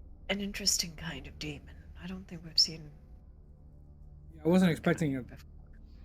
just a person. Nice lady. Yeah. Don't know. She looked like Humi. Small, squishy. Could be Sad. more dangerous that way. Demons are people too. Are they? Looks over at you, and even the orc raises an eyebrow. They just aren't people that we want to associate with, but they are a people. I suppose. You're not playing Othira anymore. No. But she does believe that. We did associate with one for some time, I guess. Understandable. Just be careful. It's the nicer ones the ones that look nice that usually hit harder. Oh, I Yeah, never I said do would hit pretty trust them. hard. I just do believe that they are a people. Sure, Tobias. Sure. Hakim kind of chuckles, and he gives you a just a slug on the shoulder as he's just laughing. Your shoulder bricks. Is the mansion getting any closer to us, or we weren't able to see it this whole time? You don't have a clear line of sight to it. Okay. Let's It's no, obscured when by the we- mist. Like the only reason you're able to make out the tree at all is because it stands so tall. It's like a world be tree fine. type thing. We'll get there eventually. Just keep on keeping on. Like a good way to think of how tall the tree is you can see, like you can still make out the sky, where there's like the greenish gray light filtering through the clouds. You can't see the top branches on the tree as they go through those clouds.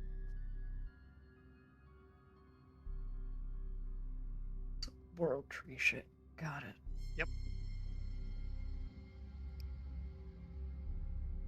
All right, uh, on to the mansion. at the risk of sounding crazy, we could probably climb one of those, get a view of the surrounding area. As long as you don't fall. Yeah. It's not crazy.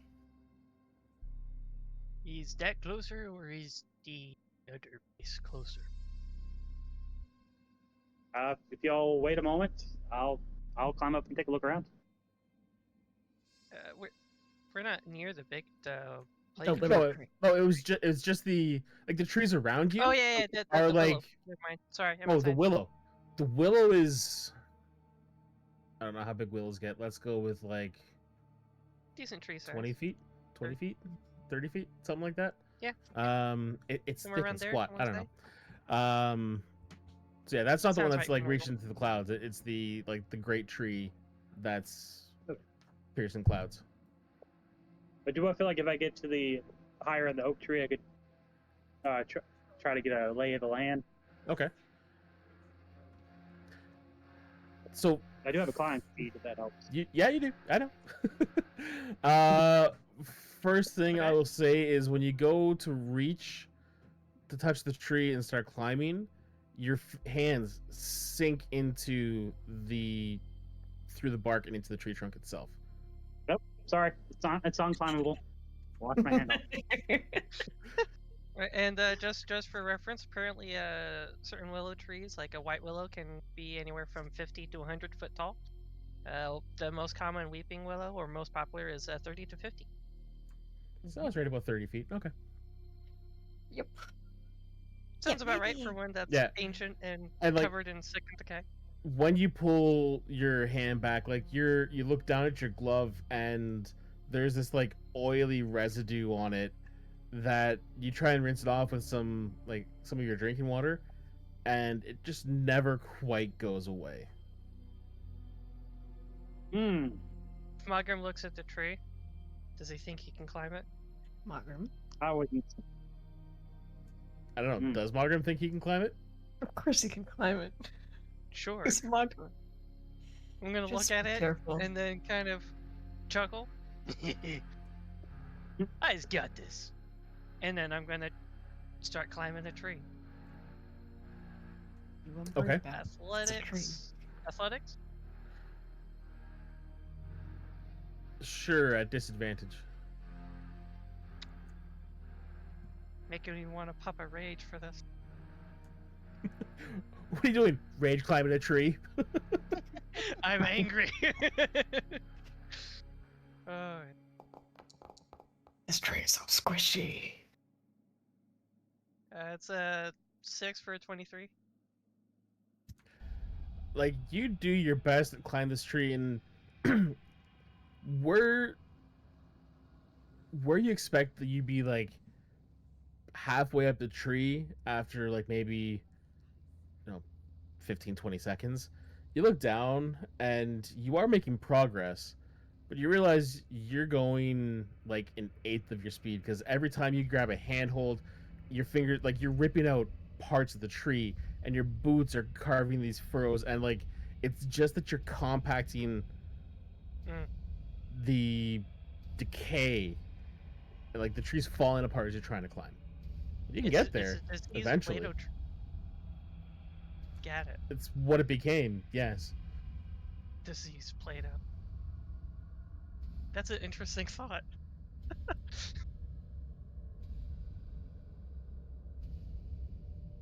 Yeah, I guess I'll spend like a solid minute and a half trying to climb up this tree. Okay. He's determined.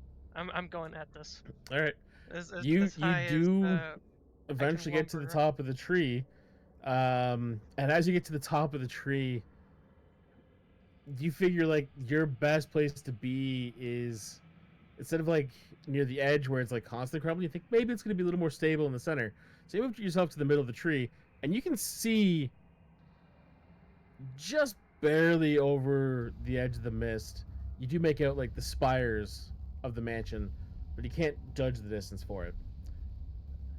And as you're like standing there staring, you're realizing those spires are starting to disappear behind the mist. Or are you getting lower? Are you sinking into the tree? Yeah, you're sinking into the tree. Do you orc I see? Is that? It's like he's that way. Why are you shrinking? Because I But don't quite realize what's going on until I look down, and do I just like see the tree swallowing my feet, or is it just like crushing under my weight? It's more. It's not the tree like sucking you down. It's just your weight is kind of crushing, and like you can see towards the edge of the tree it's starting to fall away, and yeah, you're getting eaten by the tree. Okay. Just like look down and be perturbed. Huh! Angry tree. got No you. one eat Mogram. Yeet myself off the top of the tree. Something about him and veggies, man. Okay. How much damage does your slow fall reduce? Up to 20. So 30 feet of fall damage. So a perfect amount for a 30-foot tall tree. Because it's 5 times my monk level. Okay. So yeah, 30-foot fall isn't even gonna dent that. Yeah. You jump off the 30 foot. I have to be like 40 feet or higher before I start actually eating.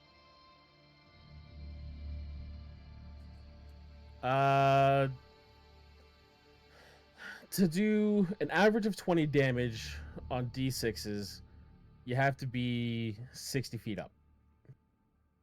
Cool. Yeah. That's why I was like, when way back in the day when I was playing solitaire, and it's like we're 120 feet over the trees. I want to swan dive off the eagle.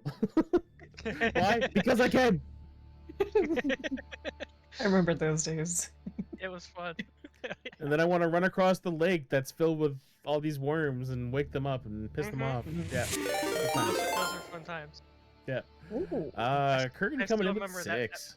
welcome I in. still remember that first ever use of Vortex Warp was so fun. Ah, Oh. yes. It all started from the slug pile. I used to be a wizard. Hi, Kurgan. Thanks for the raid. Hey, Welcome. welcome on in. So, yeah, Martin realizes he's sinking and then yeets himself off the tree, falls, and you all kind of look up and watch him fall, and you're thinking back to the jungles of Lustria where he fell down the side of a pyramid. You're like, oh, great, here he goes again. But this time when he lands, he does because I think it's hilarious, just the visual. He does the Black Widow like 3-point landing, the pose With the hair flip. with the hair Nice. flip when he doesn't Yep. have hair. Or even better, the cape swish. Oh, Yes. I mean, I do have the fancy purple. He got a flash that does. Yeah. that's true. But when you land, you sink probably like up to your ankles in the mud. Doesn't notice. He just stands there and poses, just like That was And then he- impressive. goes in, and then he grabs a hold of his lance as he looks down at his sludgy hands. And then I'm just gonna hold on to my lance and let it kind of dry them off, and hopefully like rub it off, because my lance has perpetual fire damage attached. Cool. Which is why I always mention that it has like the heat shimmer. So it's like, cool, if I use this as a drying I can make clay. rack. Congratulations, you baked diseased tree to your hand. And like you try and like you flex and it cracks around the joints. Uh-huh. But you're like shaking your hands and brushing it off, and like if you were constantly going at it for 4 or 5 hours, you might get half of it off eventually. Oh god. Could it use like the head of the lance to like try to scrape it off? You can figure Roll that a out as we dexterity save for me. just cuts his hands off. I wouldn't use. Never mind. It's dirty 20. Surprisingly, Martyr is very deft at scraping mud with a lance. Even gets to a point where like you guys are walking, the handle of the lance is dragging behind him, and he's like picking his fingernails clean with the tip of the lance and just like flicks it off, goes to the next one, doesn't quite get it, so then like he goes in to do it with his teeth because he's got the tusks that are coming out and doesn't actually like get it into his mouth. Yeah, he's I one's like half broken off inside. I look at Noridian and I go, What are the other reasons why men should not be leading? And it's like as we're going, like he goes to get it off with his tusk, and it's stubborn tree. Starts going at it a little bit harder, trying to get the last of it off of his hands. Doesn't like that crusty feeling. Mordred, he's an acquired taste or something. No, he's quite adept with that weapon, and that leap off that tree was. Could have broken my knees. He's good at what he As does. you and know. you'll hopefully clearly remember there was a time when I yeeted myself across a ravine, and I forgot there was a 25-foot drop. So I've jumped off of He's got a his similar limits. height before and failed it. It just ate He's the learning. dirt. Okay, so yeah, you guys keep walking, and you're walking long enough that you lose track of time. Like there's no sun progressing across the sky. There's no change in the light. You can't really understand how long you've been walking across the swamp. And even like the features don't change dramatically enough, even for the cartographer in the group. Like you're looking around for some kind of like small landmark to note down, and the most you're seeing is like a tuft of grass that looks like the tuft of grass 20 feet to your right. So the best you've got is you kind of like dead reckon where you are on the map that you've made. You're like, okay, well we've probably been going for this far. It seems about right. Um, but you finally get to a point where the ground gets more firm and more firm and more firm, and as it feels like you stopped walking in like a marshy swampland, you get to a point where it kind of comes up a gentle rise to a hill, which I assume you guys are going to keep going up. We turn around Yeah. immediately and be like, guys, this I- is it.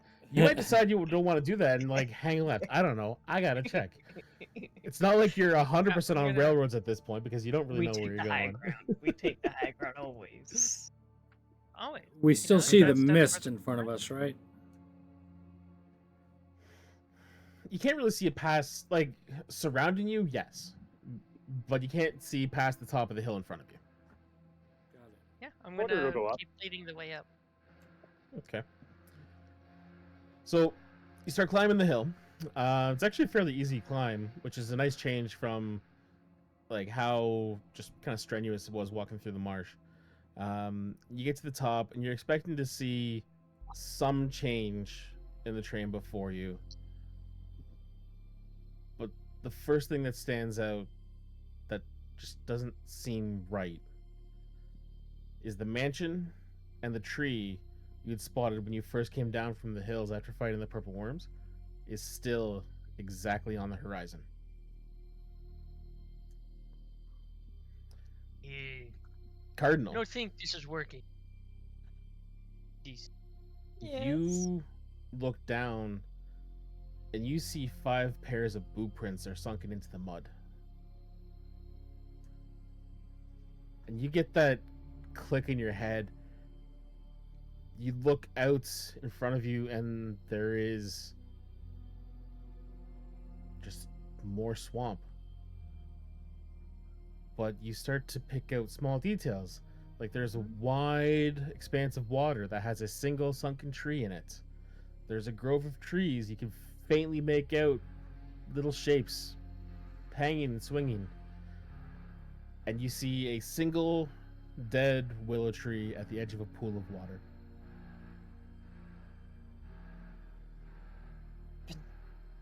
Place is a fucking maze. We're back where we started. Point out to the rest.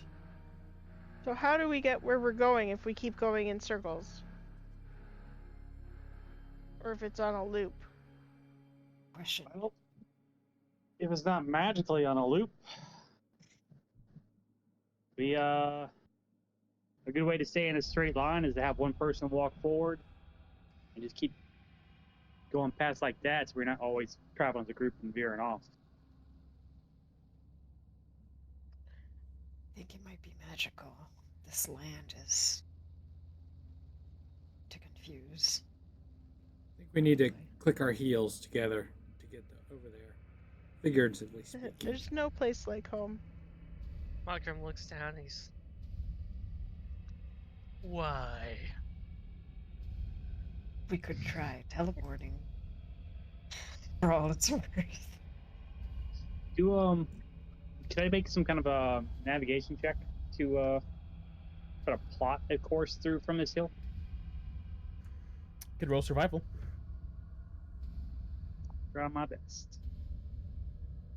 Curious how a teleport would work, because teleport, the real Go through world, the warp, yeah. you teleport through the warp and then you come back out. But we're in the warp, so do we go back to the real world and then come back out into the warp again? Is it just reversed, or do we That's just what we're in the warp, Azra we figure just out. like shrink the distance and then bam, we're over there?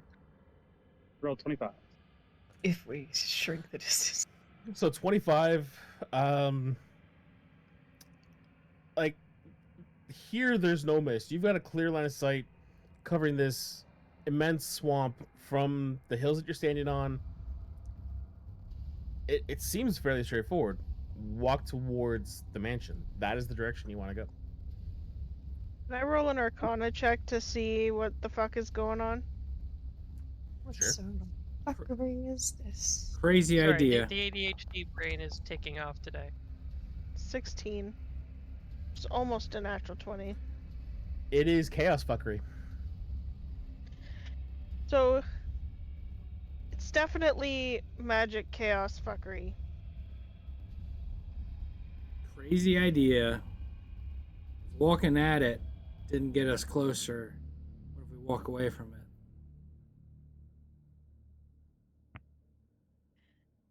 That's back where we came. We are back where we came from. We're where we But that's started. back. You know what? At this point, we'll try, and if not, Tobias will try turn teleport. around. If I look the exact opposite way from the mansion and the tree, what do I see? So you turn, like, do a full 180 and look away from where everyone else is looking. Yeah. You turn and you see the tree is still on the horizon. The mansion's about 300 to 500 feet in front of you behind another grove of trees. It's right there. Mansion's right there. Does anyone else see it? Is it just me? Turn Anyone around and else? look.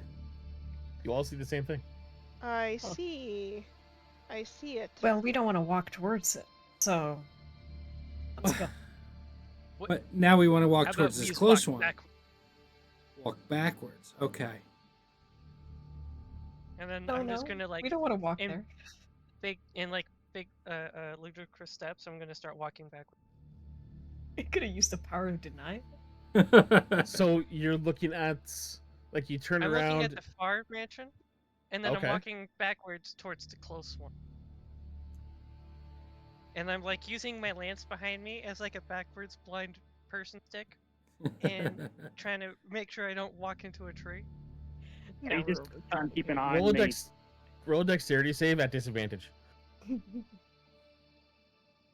think. So is this just a straight because of my always on Yeah. dex saves? Yeah. Could have been worse. It's 14. Okay. I like that you added that you're using the lance as like a blind guide. The lance gets caught in a root, and like the suddenness of it, you kind of get twisted and impale yourself in the side with your own lance. Roll damage for me. Oh, crap.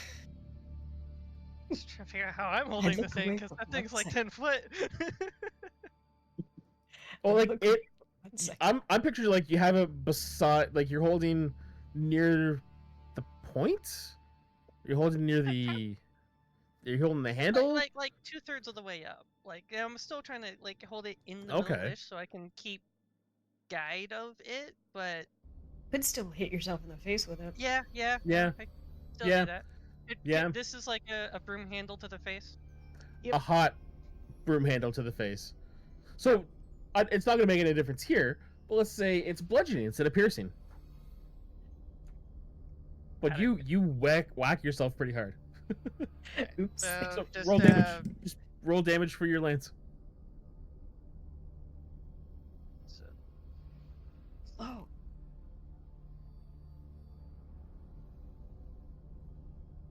Yeah, he'll be fine. Of course. That's the one time I start rolling good on it. Wait. Savage Let me attacker. double-check the thing. Yeah, with my savage attacker, can I potentially roll I lower? think you can choose. That's what I was trying to check. That's if you're making an attack. This isn't making an attack. This is you getting twisted and just like you hear a crack of bone. It just that says just once echoes- per turn when you hit a target with a weapon, you can. When you hit a roll target double with a damage. weapon, you did not hit a target with a weapon. The Like, weapon where's hit the- you. Okay, but Okay. Just you keep adding in the little bits of information that just always work out poorly for you. But it's fun. It is fun, and I appreciate it. I'm trying to live as Mockery as best as I can. Yeah, no, it's great. I love it. for as long as we can. Are you okay? That did not sound I just good. kind of. Yeah. So as I'm going back, you see him like kind of. You know the concentration on his face as he's. Yes, hello, but as you know, this one keeps trying to take my arm. As I'm trying not to fall backwards and land on, you know, rather than face first into the mud, trying to keeps straight and is going, just like tap tap tap tap, step, and then it gets caught in like Nurgle molehill or something, and then just trips a little bit from the wow, I just lost that word. From the that pressure, and then as it turns around and whacks, I'm assuming it like whacks like right around his knee or right around like his shin, and get that good old like painful thwack as he kind of falls backward and like trips and lands on the ground a little bit, and seems just like stand up, look around, puts the cape in front of him, purple cape. Nobody's on, and then he keeps going. Don't know what you're talking about. Tobias is just gonna look at the close mansion and just walk straight at it. Yeah, you feel like you're getting closer to it as you take your steps. I'm not gonna Like, stop it's not like Mogram. Just loudly proclaim that we're not going to the mansion, guys. We're going somewhere completely different. Cross your fingers. Okay, so yeah, as you're getting closer to the mansion, there is a distinct difference in the feel of the area. Like, everything you've walked through before has been diseased and decayed. This feels manicured. Like, it's not so much, you can see trees between you and the building itself, but there is a hedge that surrounds it that looks like it's being properly groomed. There is a wrought iron gate that is open, and this gravel path that leads into what looks like a garden. Garden of Nurgle. Found his garden, guys. I didn't think it'd be so literal. I thought all this was guarded. Yeah. Should we start being sneaky? Probably. I feel like we should start being careful. Before I cast that spell, does anybody want resistance from poison for an hour? No? I I already would have it, so it would love- be for the others. Save it for yourself. Might be a good idea. Myself. But I don't know how long it's going to take to. Yeah, do like, you, explore. because you're the healer. Yeah. I give myself resistance. with the I also spells. have some antitoxins on me, which will cure poison and also give the same effect if we end up needing them. Nice. Stuff. Good to know. Pretty handy. I like you. And he gives you a good-natured slug on the shoulder. And then I'll cast Pass Without a Trace. Do you want me to put down the temple? No. Right. Now we go. This shall be Quiet. close. Okay. Roll stealth. I forgot to add the 10. Ooh. Nice. Wow. Oh, I forgot that. That's a 14. 30 I rolled a 22. 1 and a 2, guys. 22. 32 for Tobias. It's okay, girl. We got you. Yeah, I forgot the plus 10, but that's a 38 for Mogram. Wow. Wow. Damn. He really said, It's okay. Yeah, that, You're not the only one. That's when it comes to when y'all say it's time to sneak, is this look of like dismay crosses Mordred's face at the idea of skulking about. So thankfully there's some magic involved. So the only one that failed was Meridia. The rest of you are fairly certain that you're quiet enough. So overall, group wise, you pass. and like as soon as like we're actually getting ready for stealth, Mogram like brings that cloak around. He's holding it up in front of him. He's just barely peeking over the top. I just caught the purple reference. Yes, and if you may remember, my boots are red. color's important. What does gold do? What if I am gold? gold is yellow. Yellow makes the yellow makes explosions bigger and better. That's why I'm so cool. Okay. That's why it makes the boom bigger. So, And Neridia is blue. daddy daddy da. So Yep. Oh crap! Neridia is luck, lucky. isn't it? Luck, yeah. Yeah. I'm lost. But- What are we talking about? Orc colors. Orc give culture, in orc culture, different colors actually have meaning. So that's why my cape is purple, because it's the sneakiest color. Because you've never seen a purple orc. Right. Okay. And red makes things go faster, which is why my boots are red, because Magram runs like the wind. And then so if you're covered in blue, you're blue water or sea elf, so you're supposed to be very lucky. If you've got a bunch of yellow Debatable. on, that makes yellow is typically like to help make explosions bigger, make effects bigger and stronger. Typically. Then green is the best color because orcs are green. I think black is like it's supposed to make things like tougher, or it's like make things like black dead is hard. black is dead hard. Yeah, dead hard. White is white makes things better. I can't remember what specific. Yeah. Anyways, let's keep moving on. Sorry, every now and then we kind of get lost in the orc color theory. It just happens. Sorry, the Need ADHD refresh. brain went sidetracked again. I don't know what it is, Yeah. but tonight's just it's gone.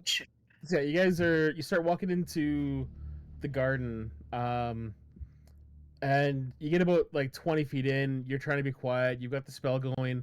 You still hear that very distinct, like grind of gravel. You kind of all turn and look, all of you, at Neridia. And she's just like, Well, it wouldn't actually be the sound because I'm wearing the boots. It probably would be like I trip on something and then well, I no, say something. your steps are quiet, but the gravel is grinding. The gravel is grinding. Yeah, so it's like it's you like take a stepping step. through a bunch of loose rocks. Shut up. Sorry. It's like everyone else is walking and like placing a foot flat and like picking up and keep going. You're walking, you put your foot down and like you're twisting your feet as you're walking. Like you sink a little bit, which is causing like the rocks and the gravel to grind against each other. It's not loud, but it is distinct amongst the silence. So as you're going into this the garden, you're following this path. You're looking around and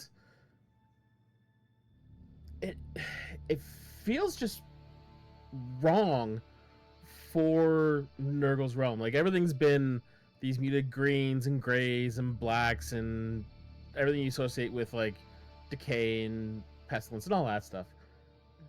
In this garden, you're getting like bright reds and blues and yellows and purples, and you're seeing trees that you've seen throughout the world. You've got oak trees, you've got pine trees, you got maple, you got birch, and they're all really healthy on first glance. For a god of chaos, he seems to like his order. Well, that's where things get a little fucky, because you're looking and you see a tree that you first identify as a maple tree, and then as you kind of come around the side of it, the back half is like birch. And where the two types of trees mix, you see this like line of fungus that's kind of connecting the two. And the more you're looking around, you're seeing flowers and mosses, and it's all very familiar, but it all has this like underlying infection to it. And then you get a bit further in, and you're starting to realize, like, I've never seen that kind of flower before. I've never seen a tree where the bark is purple with yellow stripes through it. I've never seen grass that looks like it's made of glass. He's a horticulturist. He's creating new species. Is this Actually, I want you to all roll an intelligence check for me. Fuck. just about to ask? Is this all the plastic fruit in a bowl? No, guys, he's just a really enthusiastic gardener. 5. 7. 14 for Tobias. 8. 13.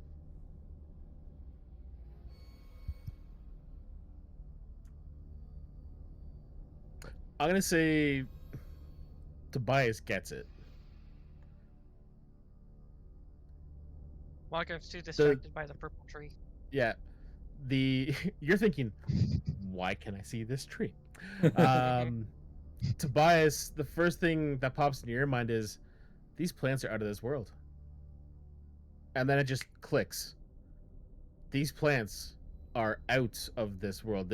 These are from every reality and planet that the realm of chaos is connected to.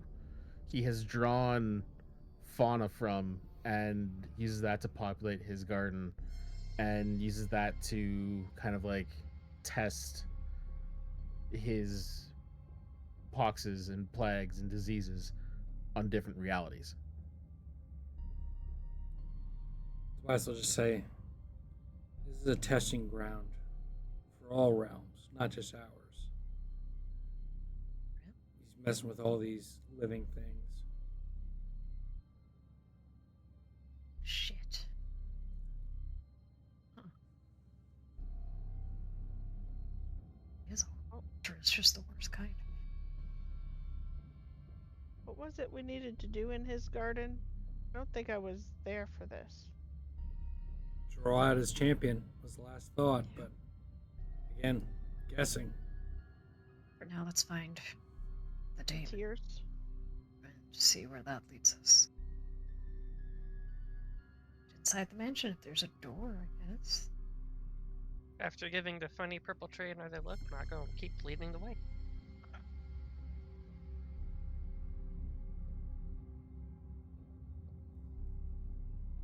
I wonder if there's a doorbell. I don't think we should ring it. Looks for the shiny red button. Hello, Mr. Naker. You're still moving through the garden. You haven't quite gotten to the building yet. Like it's looking like it's getting closer, but you're not quite there yet. You keep following this path, and you get to a point where, in the middle of the path, it kind of like diverges and goes around this growth of trees and mushrooms and flowers. Some you recognize, some you've never seen. Some don't look like they should possibly exist.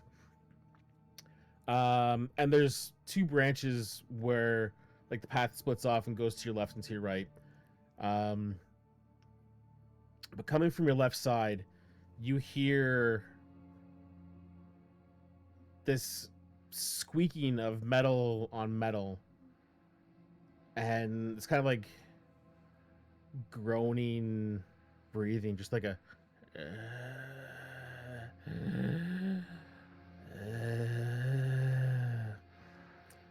and a very distinct walking pattern. You hear like a footstep come down and go thump, shh, thump, shh. And the walk is in time with the squeak. So every time it takes that step, that squeaking metal gets a bit louder. We should hide. Get off the path and get ready for Yeah. whatever this is. So just so we're clear, you want to go into the plants in No. Nurgle's garden. No, no. Tobias is ready to make a break, and everyone Grab him goes, by the no. scruff. It's an unknown. This is one creature on a path that we know. Should we run faster Is and it- go on the other path? Is it coming towards us or away from Moving us? towards you And from which path, left or right? from your left. Then we go right. So as we go that way. And then I'll kind of keep an eye on the path behind us and let someone else start heading. Okay. So as you guys are having this conversation, like it's surprisingly close, and before you're able to like take off and go down the right path, you see this figure kind of come around the corner that was kind of hidden behind, and best way to describe it, it's partially obscured by this cloud of like fat, thick black flies that are just, even from this distance, you're about 60 feet away from it, you can hear the buzzing of these countless number of wings. The It's not wearing any clothes. You can't determine any kind of gender or anything like that. The skin is cracked and peeling, and the gut is like this bloated and distended bit. And there's like rips through the stomach where you can see like parts of the entrails are hanging out. The jaw is just hanging slack, broken teeth. Part of the jaw is missing. You can see the tongue's like hanging down through that gaping wound. There's a single eye and a large stained horn growing out of the forehead and just kind of curls up. He's pushing a wheelbarrow. But this is what he looks like, just so we can all have an idea. He's the groundskeeper. That is gross as fuck. Mm-hmm. Oh. Aren't they It's a unicorn. lovely? It's a people corn? I guess. I do want you all to make a sanity save, though. Yeah. Saw that coming.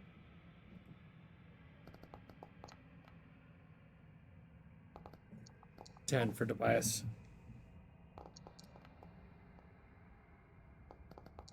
Fuck. Oh. 5. 8 for me.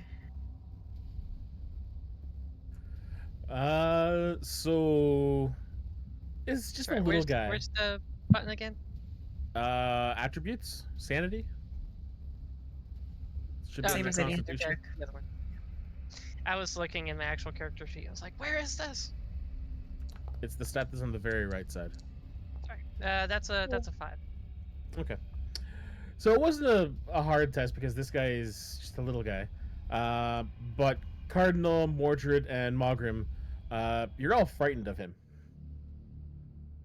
Oh, yes, that's But knows what kind of disease he he keeps carries. walking slowly. He doesn't even acknowledge your presence. He just pushes the wheelbarrow to like the growing plants that are in the middle of the path, and he reaches into the wheelbarrow and pulls out like a hand shovel.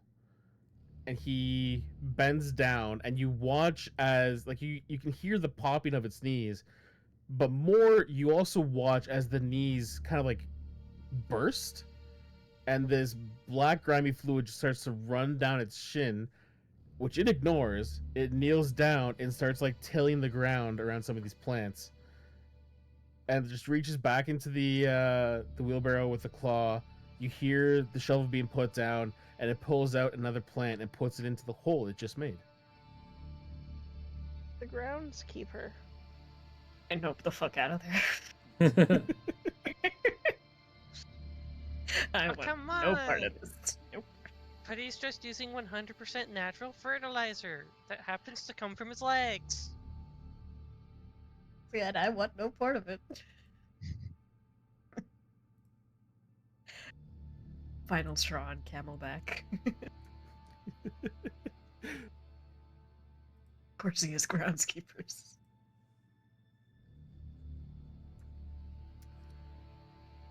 Now here's the kicker. He's kind of between you and that right-hand path.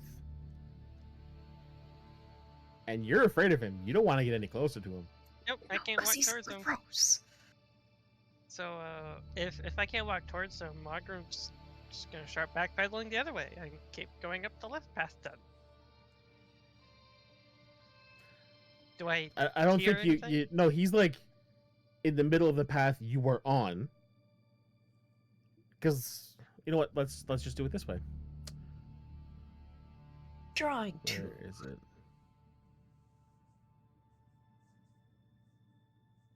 He's between two roads. He's at the Y. Crossing, Oh, we basically. hadn't reached that point. Okay. I thought we were like on that point and had picked a direction. Not we were heading towards it. Beers to it. I say we kill him. Smite him You- where he stands. Mocker, You guys can have a great first round because I can't move towards him. Which is, guess what? Where I need to be. Tobias handle it. This is a nice map. Ooh, Ah, it's so pretty. this is fun. It's pretty and psychedelic, y'all. The best combination. Nothing bad ever happened in a pretty and psychedelic place. Yeah, so as you guys are standing on the path trying to like figure out what to do, he reaches back into the wheelbarrow, pulls out like a handheld rake, and just starts like scraping. Maybe he'll just go away. Yeah, you might just pass. That's what I was thinking. Do we just wait for him to continue on? Maybe just throw something at its head and I don't think we should bother it. It doesn't seem to see us. So. Malcolm's just kind of hiding behind the cape, making sure nobody can see his face as he's a little bit stunned at this thing. I don't think it's in any sort of rush. Just kill him. How long are we fighting this thing? What's that? Or is it just perpetually? fear. Oh, the fear? Did you see it, probably? You're still feeling afraid of it. Yeah, Malcolm just kind of, you see it, his hand squeeze a little bit tighter around the lance as he's... So you see his stance is like a little bit, I don't know, not quite nervous. Or, yeah, he's a little bit nervous about this thing. It's like he's not sure if he can go up and run at it. At that moment, like as you're like the kind of like lull in conversation between all of you, you hear the vertebrae in its neck like cracking and popping as the head slowly turns to look at all of you.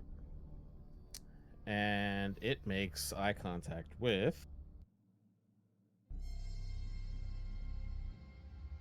I think I made the decision for us.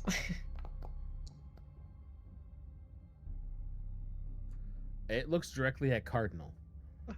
And Damn it shit. has that like one massive orb, takes up most of its forehead for the eye. It's just like that. You can see like faint flecks of color, but it's all just like cataracts. And it looks and just stares at you. And then the head like kind of like cracks and comes back to what it was doing. Unless they're up there. Yeah, I don't think it has a mind. Does it look like it's finishing the job, or is it just wasting time?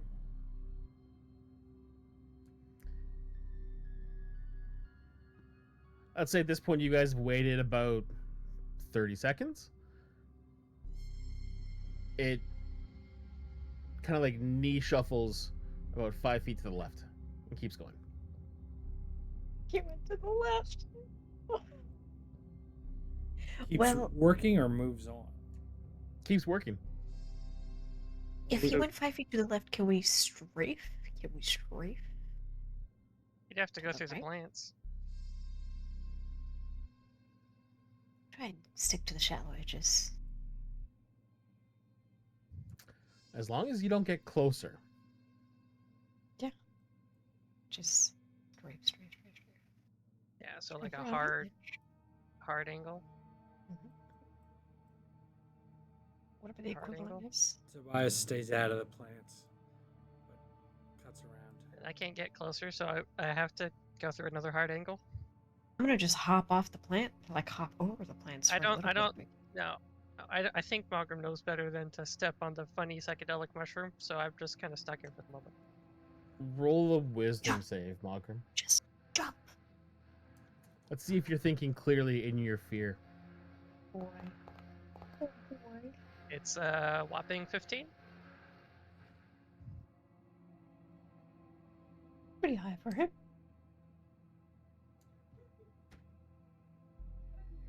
So you're definitely trying. Mm-hmm. It might be Let's do more it. of a matter of do I care less about the funny looking plants than I do that thing. I think might be what's going on. Roll a dexterity for me. Dexterity save. Okay. Montage. I love that barbarian skill. Double nines for 13. Nice. So you kind of like go horizontal to this plague bearer, but you're faced it to make sure you don't get any closer. But as you're going, you feel your cloak brush against something, and you like quickly turn to grab it to make sure that like you don't signal anything that might happen like from coming into contact. And as you do, you hear a thud as your foot kicks a mushroom into the trees.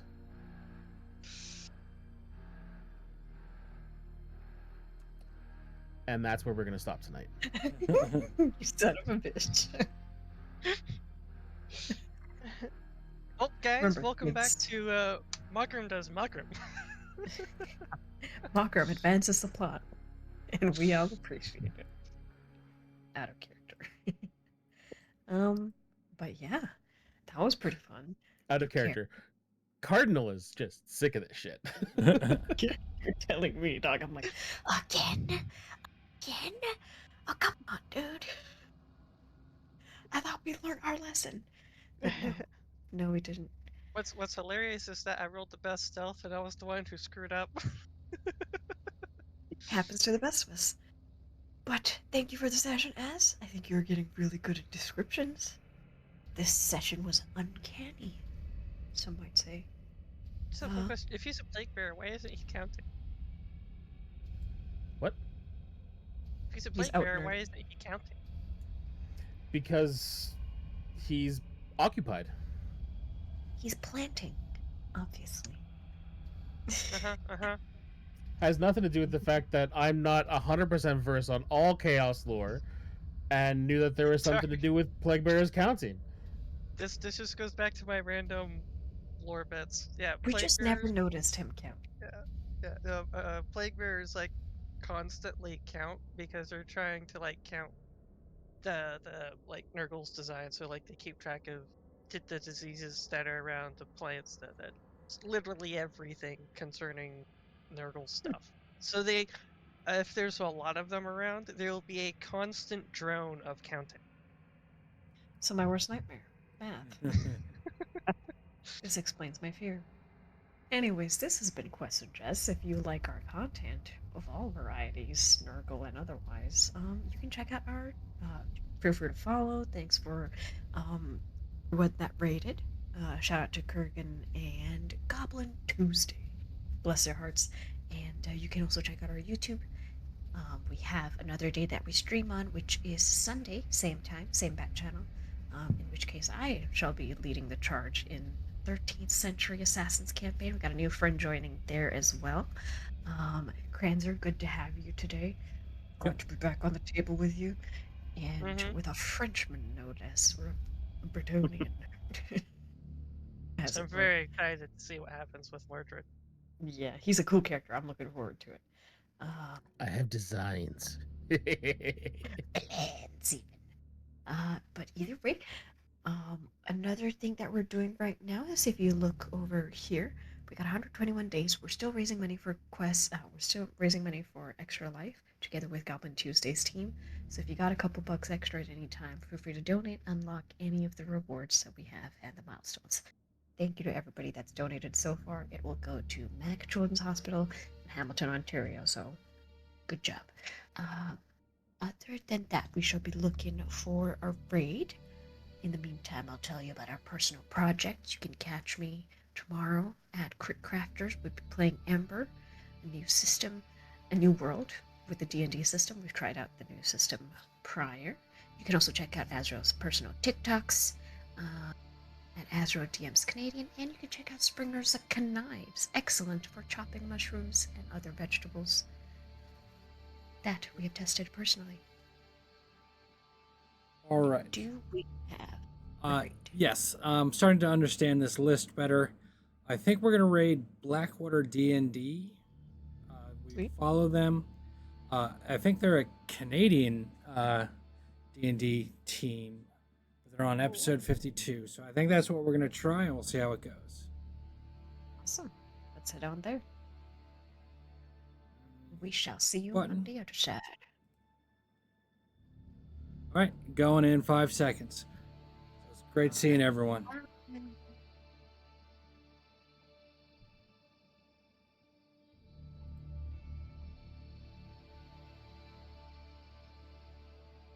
realized Blackwater was Canadian.